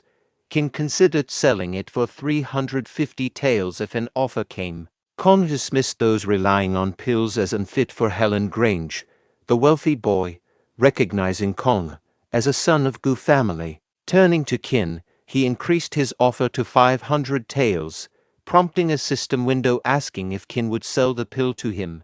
Declining, Qin conveyed his unwillingness to proceed. Another window surfaced, presenting information. Was this a setback? Qin aimed to make the wealthy boy realize money wasn't everything, revealing the unpredictable nature of society to Mr. Gu. Consequently, Qin earned 12 potential points. Glancing at Jixiang, he pondered her situation. A system window revealed a strong girl in pain, asking if Qin would show kindness by giving her his pill. Contemplating, Qin admitted finding her prettier in pain and determinedly handed her the pill, urging her to eat it immediately. Despite Jixiang's gratitude, Qin interrupted her, emphasizing actions over words. The system window rewarded him with 10 potential points for this kindness. Jixiang, grateful, was asked to repeat her thanks but quickly retracted her statement. Simultaneously, the wealthy boy struggled with pain. Jixiang informed Qin of his achievement reaching the high rank of the ironwood level. Exiting the test site, Qin and Jixiang observed many falling unconscious. Jixiang expressed surprise at Qin's success without the spirit-stabilizing pill. Qin clarified that the pill couldn't truly enhance his root bone, intending to reach the silvery flower level before the test. Acknowledging Qin's capabilities, Jixiang inquired about his whole choice. She, in the middle rank of the ironwood level, considered Flame Hall. Qin declared his intention to join Haoxing Hall. Inquiring about recruitment, Jixiang asked if Haoxing Hall was accepting new members this year. She relayed to Qin that Haoxing Hall wasn't recruiting due to the leader discovering disciples with someone copying books for them. Outraged, the leader took all disciples to meditate under a mountain waterfall, and they hadn't returned. Jixiang also heard of a man who single-handedly copied books for everyone in Haoxing Hall, sparking amazement and curiosity about his identity. Qin acknowledged the man's remarkable feat. Planning to stay in Flame Hall temporarily, Qin aimed to achieve something before eventually joining Haoxing Hall. He informed Jixiang of his decision to go to Flame Hall, and they agreed to go together. Suddenly, accusations arose from behind as the rich boy accused Qin of cheating. Rich boy, angered by Qin's refusal to sell the pill, told him to go to hell. Observing from behind a tree, Lu Shuqing thought no one expected Zhu Bingbing to investigate Qin secretly. Determining to let his men teach Qin a lesson, Lu Shuqing aimed to prevent anyone from gaining favor with Zhu Bingbing, his beloved. Qin instructing Jixiang to hide behind him. Meanwhile, Rich Boy and his friends moved towards him, prepared to attack. With a smile, Qin swiftly defeated them, turning to remark, "You overreached yourselves." The Rich Boy, lying on the ground, bewilderedly asked, "What's going on?" A system window then appeared, displaying information. "These 3 people are poor lackeys. Do you want to find out the man hidden behind the tree?" Reading the message, Qin approached the tree, thinking, "Let me see who it is." Meanwhile, Lu Shuking worried. Did he discover me, damn it? As Qin about to reach tree, a voice announced, "Everyone, come here. The test results will be announced." This made Qin pause. Jixiong grabbed Qin's hand, urging him, "Qin, come on. Let's listen to the results." Qin agreed, saying okay. Lu Shuking, still hidden behind the tree, mused, "This dog's body accidentally discovered me, making Zhu Bingbing notice him. Clearly, he is above the high rank of the Ironwood level." The announcer continued, "The leader of Star Hall, Zhu Longji, will announce the names of the people recruited by Star Hall." Zhu Longji declared, "Star Hall is newly established, and we only want elites. Our welfare benefits are better than that of the upper hall. We only accept 5 people now." Lu Shuking, in the middle rank of the silvery flower level, responded, "I'm here."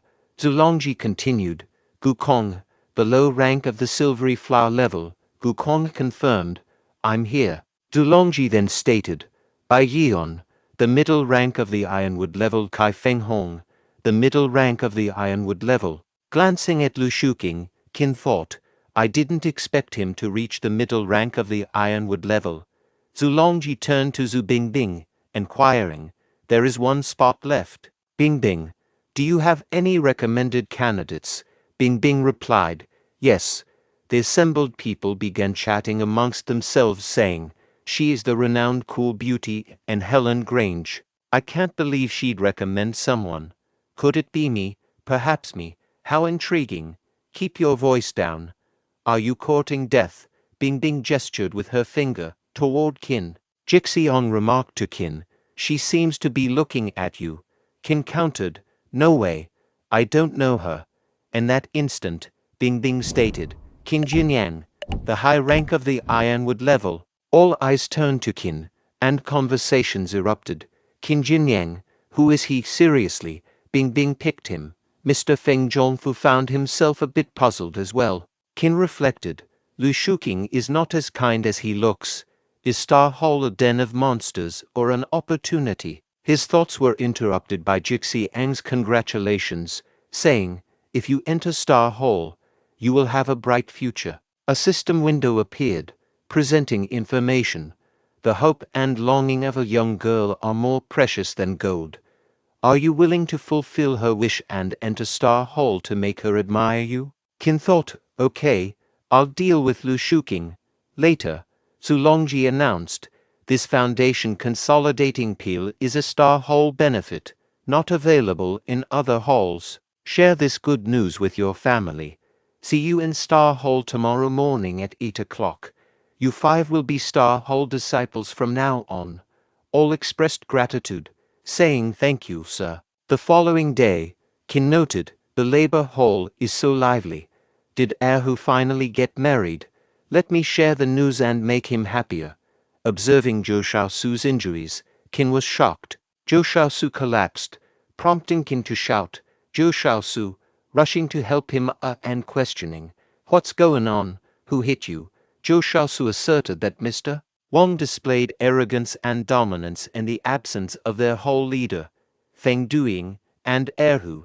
Qin expressed disbelief at Mr. Wang's conduct. Zhou Shaosu clarified that they, returning to the labor hall after their disciples' deaths, were treated as menial workers. To establish himself in Helen Grange, Zhong Changzhen had married Zhong Changlin to Mr. Wang as a concubine. Mr. Wang had also attempted to take Zhou Shaosu's sister as a concubine, but they resisted, resulting in Mr. Wang beating Zhou Shaosu. Qin proclaimed the labor hall as his home and condemned Mr. Wang's actions. Meanwhile, Mr. Wang enjoyed a party, with friends praising his fortune. Qin approached him, angrily calling out his name. Mr. Wang acknowledged Qin and accused him of copying books for Haosheng Hall disciples, causing cultivation delays. Wu Shengxi, Haosheng Hall's leader, was furious, and all disciples were punished due to Qin.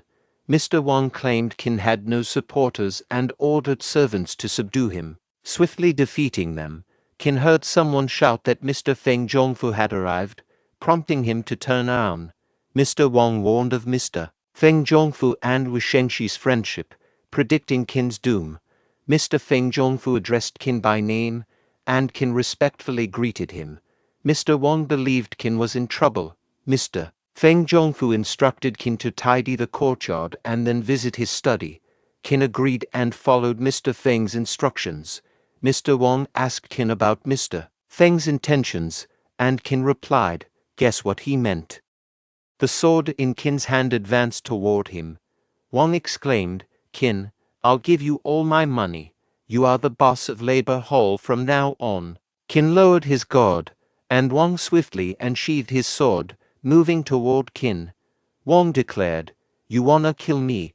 Then I can't keep you alive." Qin turned around, and in the meantime, Changlin shielded Qin from Wang's sword with her body, the blade pressing into her stomach. Qin questioned Changlin, "Why did you?" Changlin replied, "Qin, your life may be incomplete because you told me that your life wasn't complete without me. I knew you lied, but I really like you." Wang remarked, "Boy, you're so lucky that you're not dead. I didn't expect this woman to block it for you." A system window appeared, asking, "Are you willing to kill the evil Mr. Wang and make Labor Hall peaceful again?" Qin contemplated. Zhang Changlin is somewhat domineering, but sometimes she is kind and lovely. She is keen on getting petty advantages, but she doesn't deserve to die. She did it to protect me. In anger, Qin shouted, "I must kill you today." Wang warned, "If you kill me, Helen Grange will not let you go." Laughing, Wang added, "Are you afraid? What can you do to me, if you beg for mercy now?" In that moment, Qin employed the rotten fist to eliminate Wang. A window displayed information. You killed the evil Mr. Wang, transforming Labor Hall significantly. You're rewarded with 50 potential points. Simultaneously, Feng Daying opened the door of Labor Hall, congratulating Qin on joining Star Hall. He asked Qin, "Did you beat them all?" Qin affirmed, "Yes." Zhongfu explained, "Senior Feng, Mr. Wang killed his new wife.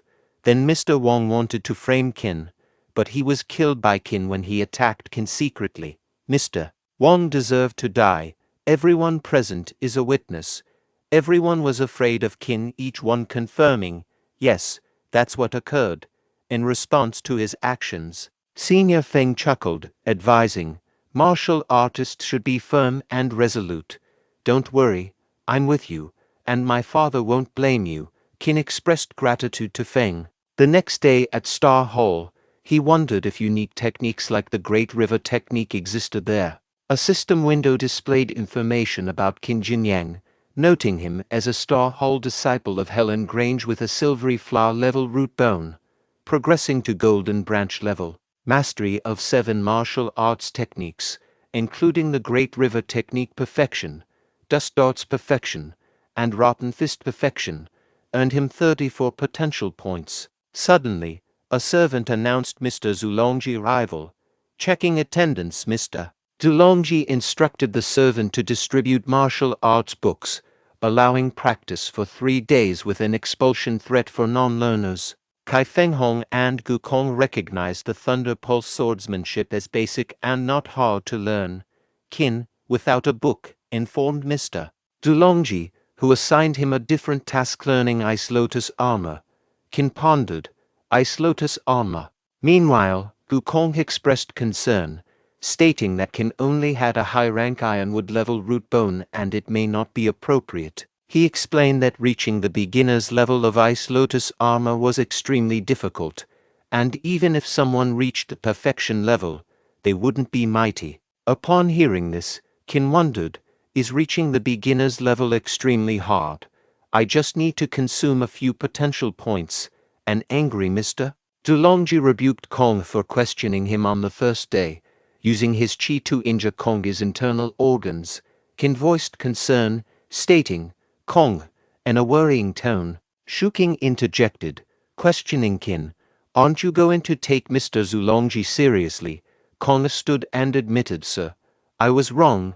Qin thanked Mr. Zulongji, expressing, "Thank you, sir. I am willing to learn Ice Lotus armor." Shuking privately thought, "You're overrating yourself. You'll be kicked out of Star Hall in 3 days." Mr. Zulongji instructed, You may leave. All bid farewell, saying, "See you, sir." Kong apologized to Qin, remarking, "I'm sorry your shabbily treatment. I know about Ice Lotus armor. If you have any problems, feel free to ask me." Qin expressed gratitude, saying thank you. Kong. Shuking reflected, "Kong, this is Star Hall of Helan Grange. This is not your home. Mr. Zulongji has his own arrangements. Don't meddle or cause trouble." At night, while practicing Ice Lotus armor, a window displayed information stating it needs 30 potential points to unlock Ice Lotus armor and reach the beginner's level. "Do you want to unlock it?" Qin responded, "Yes, unlock it." A while later, Xiaoji approached Qin's quarter and peeked through the window, muttering, "Let's see what he's up to." Her face turned red in shock, prompting her to quickly retreat to Bing Bing, who stood a bit away from Qin's quarter. Curious, Bing Bing asked, "What's wrong?" Xiaoji exclaimed, "He's a pervert." Absolutely shameless, Bing Bing, there to observe Qin's practice with good intentions, wondered, is he really doing something inappropriate? Meanwhile Qin, practicing Ice Lotus armor, pondered, this feels strange. Is this the power of Ice Lotus armor? Moments later, he joyfully shouted, "I did it," only to discover Bing Bing and Xiaoji in front of him. Feeling embarrassed, he greeted, "Hi Bing Bing." Noticing Qin's chi flow, Bing Bing inquired, "Did you succeed?" Qin admitted, "Maybe it was luck. I just tried. Didn't expect it to work." Bing Bing thought, he tried and succeeded. A pop-up window appeared. "Zu Bing Bing doubts your talents. Want to show your latest achievements?" Bing Bing said, "I have to go. It feels like Ice Lotus armor, but keep practicing." "You're still learning?" Qin asked, like this. Another window appeared. You surprised her and earned 10 potential points. 3 days later, at Star Hall, Mr. Zulongji instructed, "Show your progress." They agreed, and Mr. Du praised Shuking and Kong. Shuking teased Kong, and Qin reflected, "People envy those with talent, but I just need to meet the standard." Mr. Zulongji noted that Kai Fenghong and Bai Yuan just scraped by, shifting his attention to Qin Jinyang and criticizing his lack of talent, asserting that Star Hall wouldn't retain someone of his caliber. Trying to console Qin, Shuking mentioned that even if expelled from Star Hall, Flame Hall and Tiger Hall would still value him. In response, Qin questioned what would happen if he demonstrated something and proceeded to unveil his Ice Lotus armor, stunning everyone, confirming his passing. Mr. Zulongji was perplexed about when did he learn it. Kong congratulated Qin and expressed surprise at his talent, to which Qin humbly accepted the praise. Now recognized as Star Hall disciples, Mr. Zulongji instructed them to follow Lu Shuking, practice their techniques, and reminded Qin to push Ice Lotus stone coffin on the way before they departed. After a journey, they reached the Ghost Dark Cave, where Mr. Zulongji outlined their task: to kill Ghost Dark monkeys, retrieve their hearts, and use Thunder Pulse swordsmanship. He assured them not to fear the miasma, as it could be resisted with chi. However, the hearts of the Ghost Dark monkeys would decay rapidly outside the miasma, requiring restoration in an Ice Lotus stone coffin triggered by the Ice Lotus armor. Providing these instructions, Mr. Zulongji said that you may start it. Shuking assigned Qin to guard while he sought the monkeys. Kong cautioned Qin not to underestimate the monkeys and to be careful, bidding farewell before Qin wished him well. After their departure, a group monkey stealthily emerged behind Qin, prompting him to heighten his awareness and employ his chi. A window displayed information. Are they willing to eliminate evil Ghost Dark monkeys, dispel malaria, and render this land arable again? Contemplating, Qin wondered, I wonder which is more effective against you, Ghost Dark monkeys, my rotten fist, or the Thunder Pulse swordsmanship. A horde of Ghost Dark monkeys rushed to assail Qin. Facing them with a smile, Qin employed his rotten fist technique, successfully dispatching one of the creatures. A system window appeared, declaring, "You killed a Ghost Dark monkey, benefiting people in this place.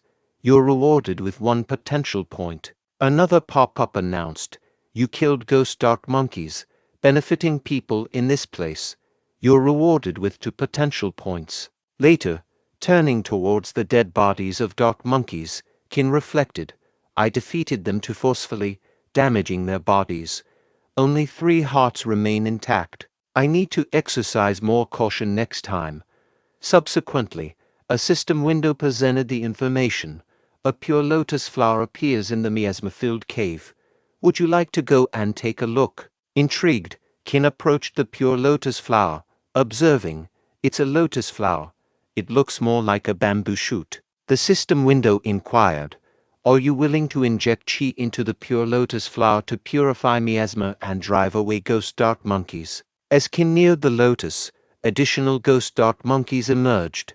Attempting to fend them off with his rotten fist, Qin found that this time, the monkeys adeptly evaded his attacks. He muttered, what's happening? They've become faster. No, it's the dense miasma slowing me down. Suddenly, a monkey landed a successful attack, injuring Qin. Frustrated, he exclaimed, damn monkeys. I better retreat. I'll examine the lotus flower more closely next time. Meanwhile, in another section of the cave, Kong found himself encircled by agile and cunning ghost dark monkeys, contemplating, will this be the end for me? I wonder how Qin is managing with only the defense of his ace lotus armor. Suddenly, a rumbling noise echoed from behind Kong. Turning around, he witnessed Qin sprinting toward him. Wondering about what lay behind Qin, Kong thought, what has he done? Qin urgently instructed Kong, run. I stirred up those monkeys. Run. Shocked, Kong inquired, how did you manage that? Later, Kong complimented Qin, saying, impressive. You caught up using just your qi. Qin responded, you have excellent lightness skills, Kong. Unfortunately, Kong admitted running out of qi but acquiring only 1 ghost dark monkey's heart. A window appeared, indicating that Mr. Gu obtained only 1 heart due to poor performance and offered Qin a low price to buy the hearts. Reflecting, Qin thought, this notification arrived at the perfect moment. I was pondering how to handle these ghost dark monkey hearts. Qin then confided in Kong, saying, I have a secret. Can you keep it? Kong speculated, is it about your ice lotus armor nearing perfection? I saw through it, and I believe Lu Shuking noticed too. Qin clarified, no. Watch this. Kong inquired, what? Qin revealed, let's make a deal. Name a price for these 3 hearts. Kong proposed, 100 taels of silver per heart. I'll give you 300 taels, and I'll claim credit for extracting these hearts. Qin agreed, deal, provide me with 300 taels, and I'll swear I didn't kill any ghost dark monkeys. A window displayed information, acknowledging that Qin had improved the performance of this wealthy individual, earning him 5 potential points. Kong expressed gratitude. You've been a great help, Qin Jinyang. Qin nonchalantly replied, it's okay, and both burst into laughter. Later on, Mr. Zulongji announced, time is up. How many hearts did you acquire? This is the first mission for Star Hall disciples. For each heart, you can practice for 2 hours in the owner's secret room, and so on. The one with the most hearts receives an extra reward from the owner of Helan Grange, a clear spirit peel. Shuking aimed to secure the clear spirit peel, having learned the Thunder Pulse swordsmanship from Mr. Zulongji before joining Star Hall. Feng Hong and Yeong admitted to getting nothing, while Shuking proudly declared, Sir, I obtained 2, Mr. Zulongji firmly declared that Kai Feng Hong and Bai Yeon were forbidden from sleeping that night, instructing them to engage in sword fighting practice under Lu Shuking's guidance. Shuking turned to Kong, questioning the number of hearts he had secured. Kong, addressing Zulongji, revealed he had obtained 4 hearts, leaving Shuking astonished. Privately, Kong credited his success to Qin Jinyang. Meanwhile, Shuking pondered if the Gu family possessed techniques surpassing Thunder Pulse swordsmanship and accused Kong of employing questionable tactics. In response, Kong advised Shuking to practice more and refrain from baseless accusations. Mr. Zulongji intervened, silencing both and promising to address the matter later. Later that night, in the Qin quarter, Qin reflected on the moment when Kong had given him 400 taels of silver, 300 for monkey hearts and an additional 100 as gratitude for obtaining the clear spirit peel. Qin expressed his thanks to Kong, acknowledging his generosity. Suddenly, Qin heard approaching footsteps. Turning to inquire who was there, an agile elderly person emerged, attempting to strike Qin, but the ice lotus armor blocked the attack. The old man praised Qin's near-perfect ice lotus armor. Meanwhile, Qin used dirt field technique with hypnotizing powder, and the old man criticized Qin. As a martial artist, you'd better not rely on such a small trick. Utilizing the light step technique, the old man swiftly positioned himself behind Qin, lauding his physique and recognizing his potential to become a skilled martial artist. Finally, the old man inquired about the level of Qin Jinyang's Great River technique. Some time later, perched on Qin, the elderly man identified himself as Mr. Wu Shenxi and burst into laughter. He remarked, "Impressive. You're a young martial artist who hasn't attained rank 1. Yet your Great River technique has already achieved perfection." Qin responded anxiously, "Mr. Wu, I shouldn't have secretly learned the Great River technique. Please don't destroy my foundation." Mr. Wu reassured him, "I won't. My sole purpose in life is to pass down the Great River technique." Qin replied, "Pass down the Great River technique." Adopting a respectful tone and bowing to Mr. Wu, Qin uttered, "Master, greetings, Master." Mr. Wu chuckled and said, "Clever boy. No need for arduous tasks in Star Hall. Come to Haosheng Hall." Qin explained, "I have some personal matters to attend to, so I can't go to Haosheng Hall now. Please forgive me, Master. Once I handle these matters, I'll promptly go to Haosheng Hall." Mr. Wu agreed, "All right. I'll teach you a martial arts technique to assist you. What would you like to learn?" Qin replied, "I want to master leap onto roofs and vault over walls. Do you have a technique for that?" Mr. Wu expressed surprise. "I didn't expect you to choose the lightness skill. Aren't youngsters like you more inclined towards combat skills?" Qin explained, "Master, I've considered it. The lightness skill is most beneficial for me at the moment." Mr. Wu concurred. "Very well. Follow me." Qin gratefully said, "Thank you, Master." Later, outside the villa, Mr. Wu turned to Qin and instructed, "Qin, observe closely. Follow the direction and go with the whirlwind. Qin Jinyang, engrave that formula in your memory and circulate chi beneath your feet. Come on, boy, keep pace with me." A window displayed information. The lightness skill, Blackfeet, has been discovered. Do you want to spend 20 potential points to unlock Blackfeet? You've unlocked Blackfeet, reaching near perfection directly. Excitedly, Qin exclaimed, "Master, I'm coming, Mr. Wu responded with approval, thinking to himself, he's indeed a once-in-a-century genius. Instantly grasping the essence of this skill, I have no regrets teaching him and doing. Annually, on the first full moon night after new disciples join Helan Grange, a banquet is organized. Mr. Zhou, in charge of the event, instructed his subordinates, "Speed up." The subordinate replied, "Yes, Mr. Zhou, all disciples, regardless of their gate status, attend the banquet." Both Duing and Jixiong greeted Qin, saying, "Hey, Jinyang." Qin replied, "You guys are here too. On the surface, it offers new disciples an opportunity to get to know each other. In fact, Helan Grange wants to make these newcomers fight, and the owner and the leaders of various halls can find disciples they like during the fight." With a sudden impact, Qin is struck by a watermelon. If no fights erupt naturally, the owner of Helan Grange will instigate trouble. Jixiong defended Qin, exclaiming, "How dare you hit Qin?" Duing added, "How dare you hit my buddy?" As expected, this year is no different, and the new and old disciples engage in combat, creating a harmonious scene. Mr. Zhou urged, "Speed up. We need more jars to smash." Qin confronted a guy who was eating the watermelon before and questioned, "Did you bully Wang Jixiang?" At that moment, someone tapped Qin's shoulder, prompting him to launch a punch, easily blocked by Mr. Wu. In response, Mr. Wu asked Qin, enjoying the fight. Qin halted and addressed him as master. Mr. Wu instructed, "Come with me. I'll introduce you to other hall leaders and Grange managers." Qin followed Mr. Wu, entering Helan Grange. Mr. Wu pointed out, "Here we are, Qin. Meet Mr. and Mr. Ding, deputy managers of Helan Grange." Mr. observed Qin, remarking, "I've seen you before. You seem destined for greatness." Qin expressed gratitude, saying, "Thank you for your kind words, Mr. O." Mr. Ding recognizing Qin, stating, "So you're Qin Jinyang, Mr. Wu has spoken highly of you, claiming to have found a talented disciple."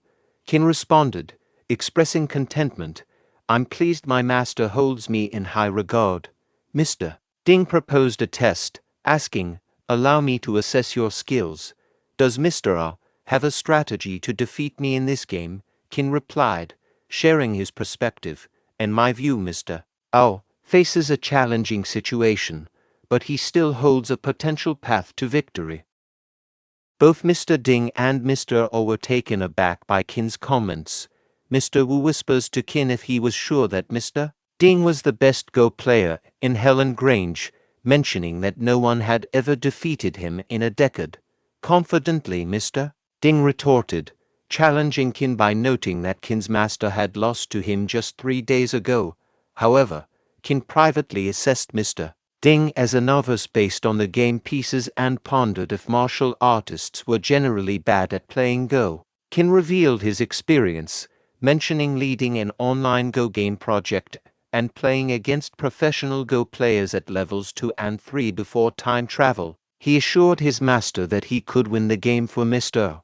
Mr. O agreed, offering that if Qin win, he could request anything he desired. A system window appeared, exposing that Mr. O lacked Go skills but was arrogant and resistant to defeat. "Do you want to give him a victory, Mr. Wu?" cautioned Qin that if he failed, it wouldn't personally affect him, but Qin would offend both Mr. Ding and Mr. A. Qin reassured his master, prompting another system window indicating that Qin's master felt uneasy after losing to Mr. Ding and inquired if Qin wanted to reassure him. Meanwhile, Mr. Ding privately thought that today's youth displayed arrogance.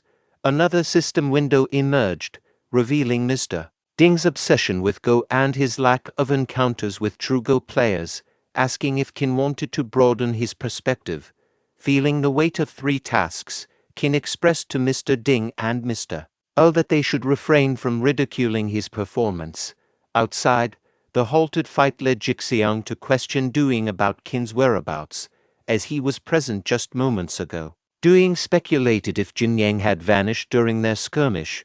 Suddenly, Mr. Ding's voice echoed from inside, vehemently claiming that as the best Go player in Helan Grange for decades, it was inconceivable for him to have lost to a boy today. Qin privately speculated that there might not be any skilled Go players in Helan Grange.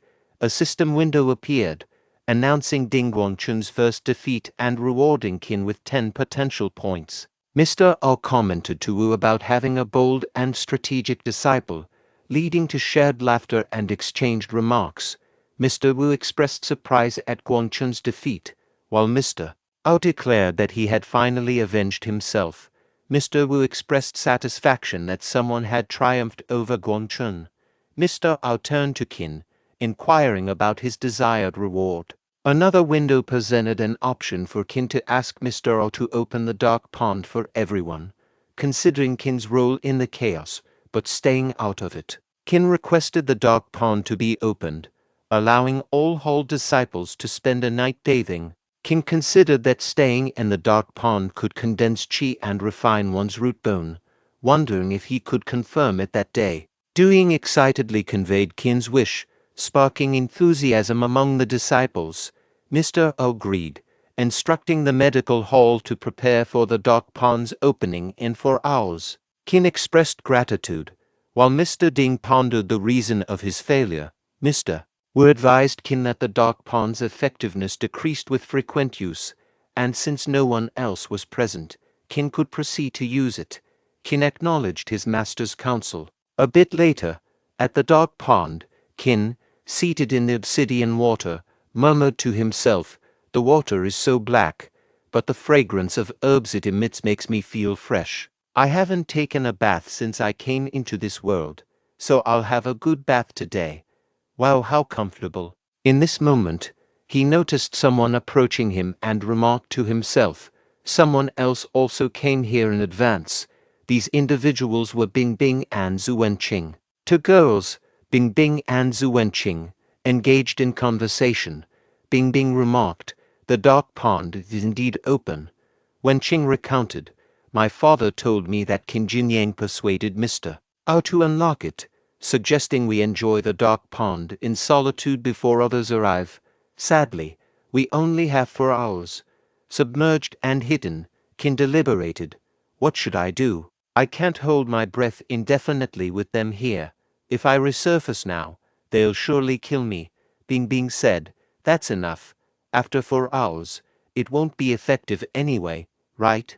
Meanwhile, when Qing's hand brushed against the submerged Qin, sensing a presence, she exclaimed, "Damn it, who's there?" Startled, she leaped, unleashing her thunder pulse swordsmanship where Qin is hiding, and with a blinding explosion of light, Qin float on water subconsciously. "See Qin," Bing Bing realized, and said, "Wait." Simultaneously, Wenqing, angered, declared, "Damn rogue, I'll kill you," attempting her technique again. However, Bing Bing stepped in, urging, "Hold on, Wenqing, he's Qin Jinyang." Wenqing questioned, "It's him," Bing Bing affirmed. "He's been underwater, unaware of anything. You've already hit him hard. Spare his life." Wenqing, distancing herself from Qin, grumbled, "I'm not in the mood to bathe now. I'll go back." Shortly after, in the changing room, Qin muttered, "I was nearly killed." With thunder pulse swordsmanship like hers, she deserves to be the eldest female disciple in Helan Grange. It should have been Bing Bing who intervened for me. Otherwise, Zhu Wenqing would have finished me off. Noticing something on the floor, Qin inquired, "What's this?" Meanwhile, in Zhu Wenqing's room, she anxiously searched, exclaiming, "How could it disappear? My jade pendant. Where is my jade pendant?" The following day, within the ghost dark cave, Qin found himself approaching the lotus flower. In a self-reflection, he mumbled, "I didn't anticipate earning so many potential points by allowing everyone to soak in the dark pond. Lotus flower, here I come." A window emerged, showcasing Qin's profile, revealing his name as Qin Jinyang and his role as a disciple of Star Hall in Helan Grange. It disclosed that his root bone rested at the silvery flower level, just a step away from attaining the golden branch level, which necessitated mastering 7 martial arts techniques. Qin's martial prowess encompassed the Great River technique, Dust Darts, Rotten Fist, and Black Feet, all perfected. His potential point stood at 102. Continuing his journey, Qin noticed the oncoming rush of ghost dark monkeys, yet he adeptly dispatched them one by one. Another window popped up, acknowledging his potential point rewards for each slain monkey, benefiting the people. Meanwhile, Shuking perceived the monkey's roars and ruminated. Qin Jinyang went deeper. He should be lost. Well, that saves me trouble. Recalling Mr. Zulongji's directive to trail Qin and stir up trouble, Shuking aimed to find a pretext to expel Qin and thwart Zhu Bingbing's interference. He assured Mr. Zulongji of understanding the plan. Simultaneously, Mr. Zulongji contemplated, "I must halt Zhu Bingbing's growing influence. If she loses her sway, Helan Grange's resources will be mine." Shuking thought to himself, "When Zhu Bingbing is down and out, I will help her openly. Then she will be mine." Both Shuking and Mr. Zulongji chuckled at their scheming thoughts. Meanwhile, Qin persisted in battling the dark monkeys on his path to the lotus. Upon reaching the lotus, the pursuing monkey leaped to attack, but met its demise. The same fate awaited all other monkeys approaching the lotus. Qin pondered that the demise of the monkeys resulted from the lethal fragrance of the lotus flower. Noting the flower's robust scent even before its full bloom, He surmised it could eliminate all cave-dwelling monkeys upon blossoming. Observing a wooden strip near an adjacent skeleton, he lifted the wooden strip. He speculated it might contain clues about the lotus flower. Reading the inscriptions, he discovered that the writer had serendipitously obtained the lotus seed. The message detailed the lotus flower's potential to vanquish monsters and purify the environment when in full bloom. Despite the writer's lack of martial prowess, he injected their chi into the lotus flower, anticipating death with resentment. He plea on the strip urged anyone finding it to prioritize people's safety and inject their chi into the lotus flower. Qin concluded that the lotus flower indeed possessed the ability to eradicate ghost dark monkeys, dispel miasma, and purify the land. However, it required absorption of chi from martial artists to thrive. Realizing the writer had succumbed to the monkey attacks after imparting their chi, Qin decided to fulfill the man's wish and employed his Great River technique on the lotus flower. To his contentment, the technique succeeded. But suddenly, Qin experienced immobilized hands as the lotus flower rapidly absorbed his chi. Frustrated, he exclaimed that his chi was draining away. A window appeared, offering to consume 100 potential points for a temporary chi replenishment. Undeterred by the cost, Qin eagerly agreed, urging the process to quickly proceed. Subsequently, another window notified Qin that the secret treasure had activated, leaving him with 48 points of potential. The jade pendant, picked up from the floor of the dark pond changing room, turned out to be the secret treasure, and then the pendant levitated. Qin amazed by secret treasure. Its potent chi not only replenished mine, but also transmitted it to the lotus flower through my body. After a while, the lotus flower ceased forcefully absorbing his chi. Qin, relieved, remarked, "It seems fate is on my side." Suddenly, a growl emanated behind Qin, prompting him to turn and wonder, "What's that noise?" A large ball approached, and he exclaimed, "What the hell is this?" A monkey's hand emerged for the ball, scratching Qin's back. Responding with a powerful rotten fist technique, he shattered the ball, eliminating the enclosed monkey. Other monkeys spit corrosive black blood towards Qin, who blocked it with his hands, musing, "They formed these balls to attack before their demise. Do they intend to take me down with them?" 3 more balls approached, landing in front of him and emerging for it, the dark monkeys that spit at Qin. Despite using his ice lotus armor, his low chi hindered full defense. A window suggested consuming 100 potential points to temporarily replenish chi with the secret treasure, but Qin, lacking sufficient points, prioritized escaping. Facing a group of monkeys, patiently anticipating Qin's withdrawal from the lotus vicinity, he thought, "It's challenging to shake them off." Another window rewarded him with 1 potential point for each killed monkey, emphasizing the benefit to people. Breaking through the monkey formation, he continued running. Exhausted and trembling, Qin contemplated, "I can't die in this wretched place." Konga noticed Qin and called his name. Meanwhile, Qin collapsed, and a window revealed the activation of the lotus flower, symbolizing hope for the surrounding people. In return, Qin received a reward of 500 potential points. Let's aim for 100 likes on today's video. To show your support, consider subscribing to the channel. In the outskirts of the Ghost Dark Cave, Kai Fenghong and Bai Yuan exchanged thoughts, wondering about Konga's extended absence. Mr. Zulongji turned to Shuking, questioning whether he had completed the assigned task. Shuking, confirming through his eye gestures, giving a follow-up inquiry about everything being in order. Meanwhile, Hong emerged from the cave, supporting the injured Qin, prompting Yuan to express concern. Mr. Zulongji commanded a halt, and Kong informed him of finding Qin. Qin explained his injuries from a monkey attack and apologized to Mr. Zulongji, who remained silent. Qin reiterated his plea, receiving no response. Shuking scolded Qin, expressing disbelief at his audacity to seek forgiveness. Kong questioned Shuking's reproach, as Mr. Zulongji hadn't spoken. Qin assured Kong it was fine. Mr. Zulongji reprimanded Qin, ordering him to the penalty hall for 200 stick beatings, warning of expulsion for a recurrence. Kong interjected, citing Qin's injuries and suggesting a delay in punishment. Shuking dismissed Kong, asserting his lack of authority. Mr. Zulongji outlined Qin's punishment, and Qin, understanding, declared he'd leave Star Hall as Mr. Zulongji desired, tossing his Star Hall medal. Kong caught it, expressing disappointment and declaring his departure. Watching them go, Shuking labeled them as idiots. Mr. Zulongji instructed Shuking, inform Mr. Shi and Mr. Zheng to prepare gifts. There are available seats in Star Hall. Shuking acknowledged, yes, sir.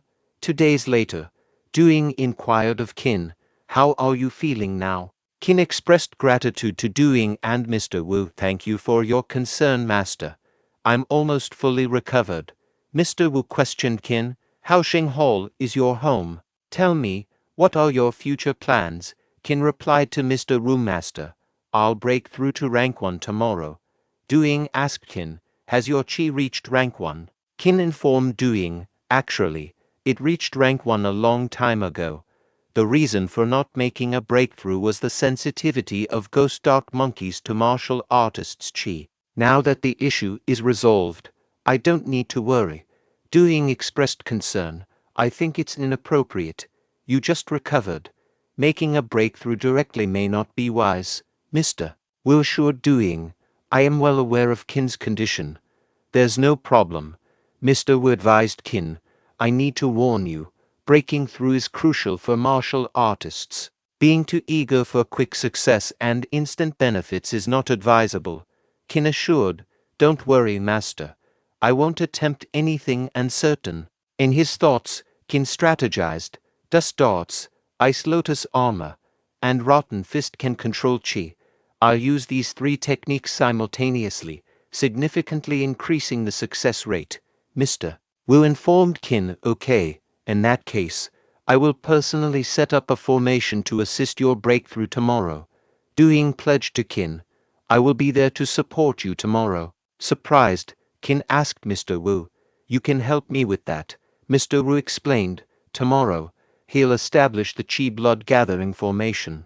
The one breaking through will sit in the center, others seated in 8 directions. Duing will apply pressure with his Qi and blood to resonate with your Danshan, solidifying your Qi and enhancing the breakthrough success rate. Acknowledging, Qin said, thank you, Master and Duing. Fellow disciples offered, we're here for you. We'll support you through your difficulties. Grateful, Qin responded, thank you, guys. Mr. Wu cautioned, stay out of it. Your Qi and blood are limited. You might faint before Qin breaks through. Since you're eager to help, join us tomorrow at noon for Qin's breakthrough. But I suspect you just want him to copy books for you. The disciples agreed with smiles. All right, Duing instructed Ping, come here. Qin has recently recovered, and I'm concerned about a potential staff shortage. Find help for tomorrow without disclosing details to outsiders. We don't want trouble. Reassuring Duing, Ping said, I can keep a secret. Duing thought, we might not be adequately prepared. I hope tomorrow goes smoothly. On the following day, Bing was astonished, exclaiming, what, Qin, despite severe injuries, is determined to force a breakthrough.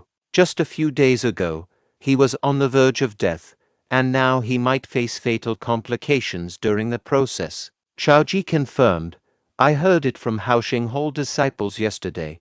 It's undoubtedly true. Reflecting on the situation, Bing considered that the Ice Lotus armor was the only technique Qin had truly mastered, acknowledging the considerable challenge of breaking through with it. Recognizing his expulsion by Zulongji and perhaps driven by resentment, Qin had chosen a forceful breakthrough, maybe leading to his unfortunate demise. Having recommended him to Star Hall, Bing now felt a responsibility to intervene.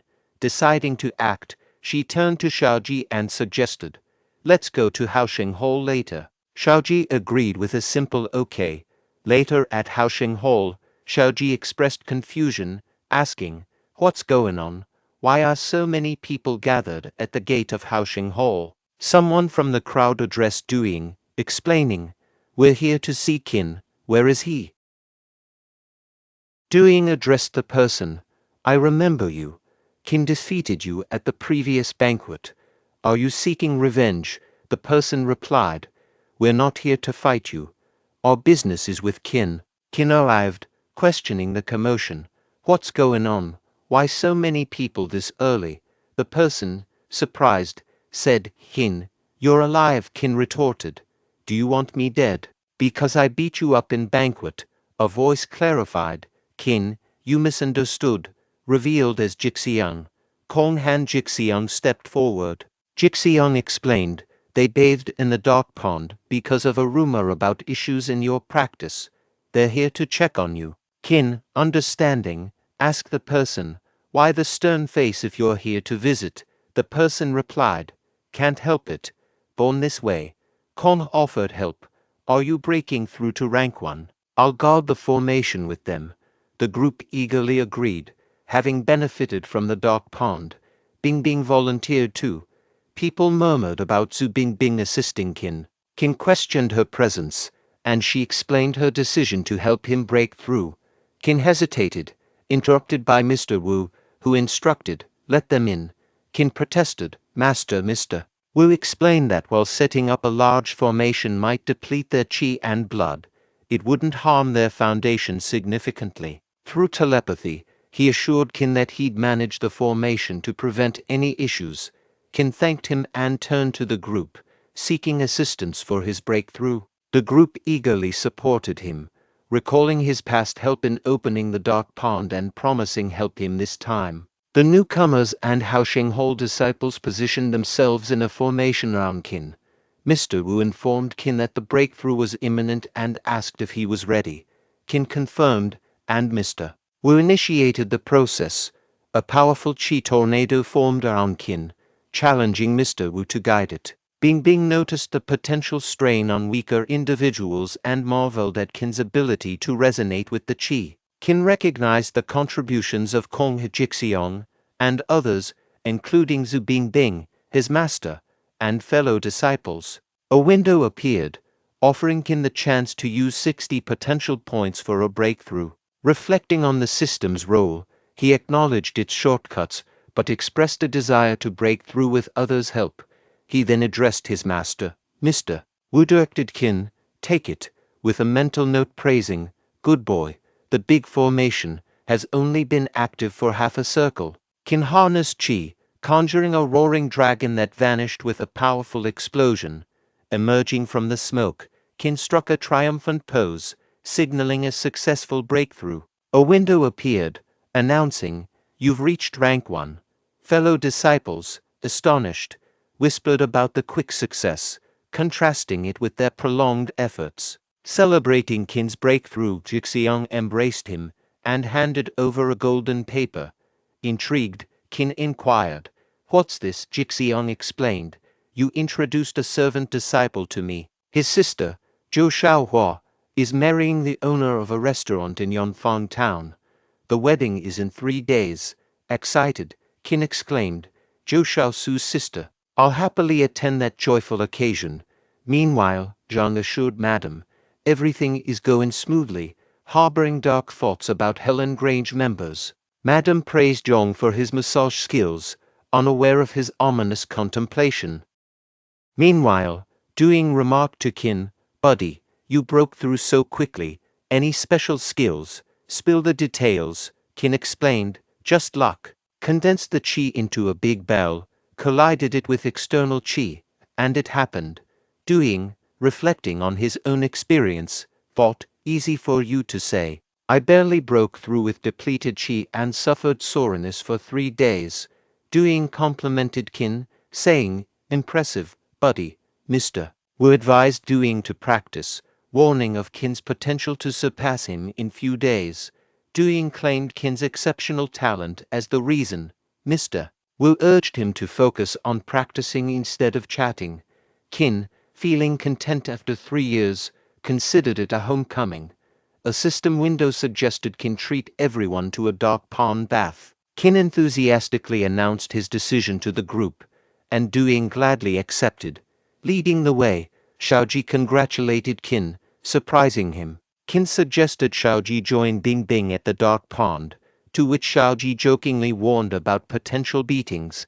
Qin requested Xiaoji to put in a good word with Bingbing, who gifted Qin a blade technique. Qin expressed gratitude, and Xiaoji revealed that Bingbing had carefully selected the technique known for its deadly effectiveness against higher-ranked opponents. Expressing gratitude, Qin thanked Bingbing, who then turned to Xiaoji, suggesting they leave. Xiaoji agreed, and before departing, Bingbing cautioned Qin about the boiling demon blade's potential to induce impulsivity and bloodthirstiness. She advised him to use the Great River technique and Ice Lotus armor flexibly during practice.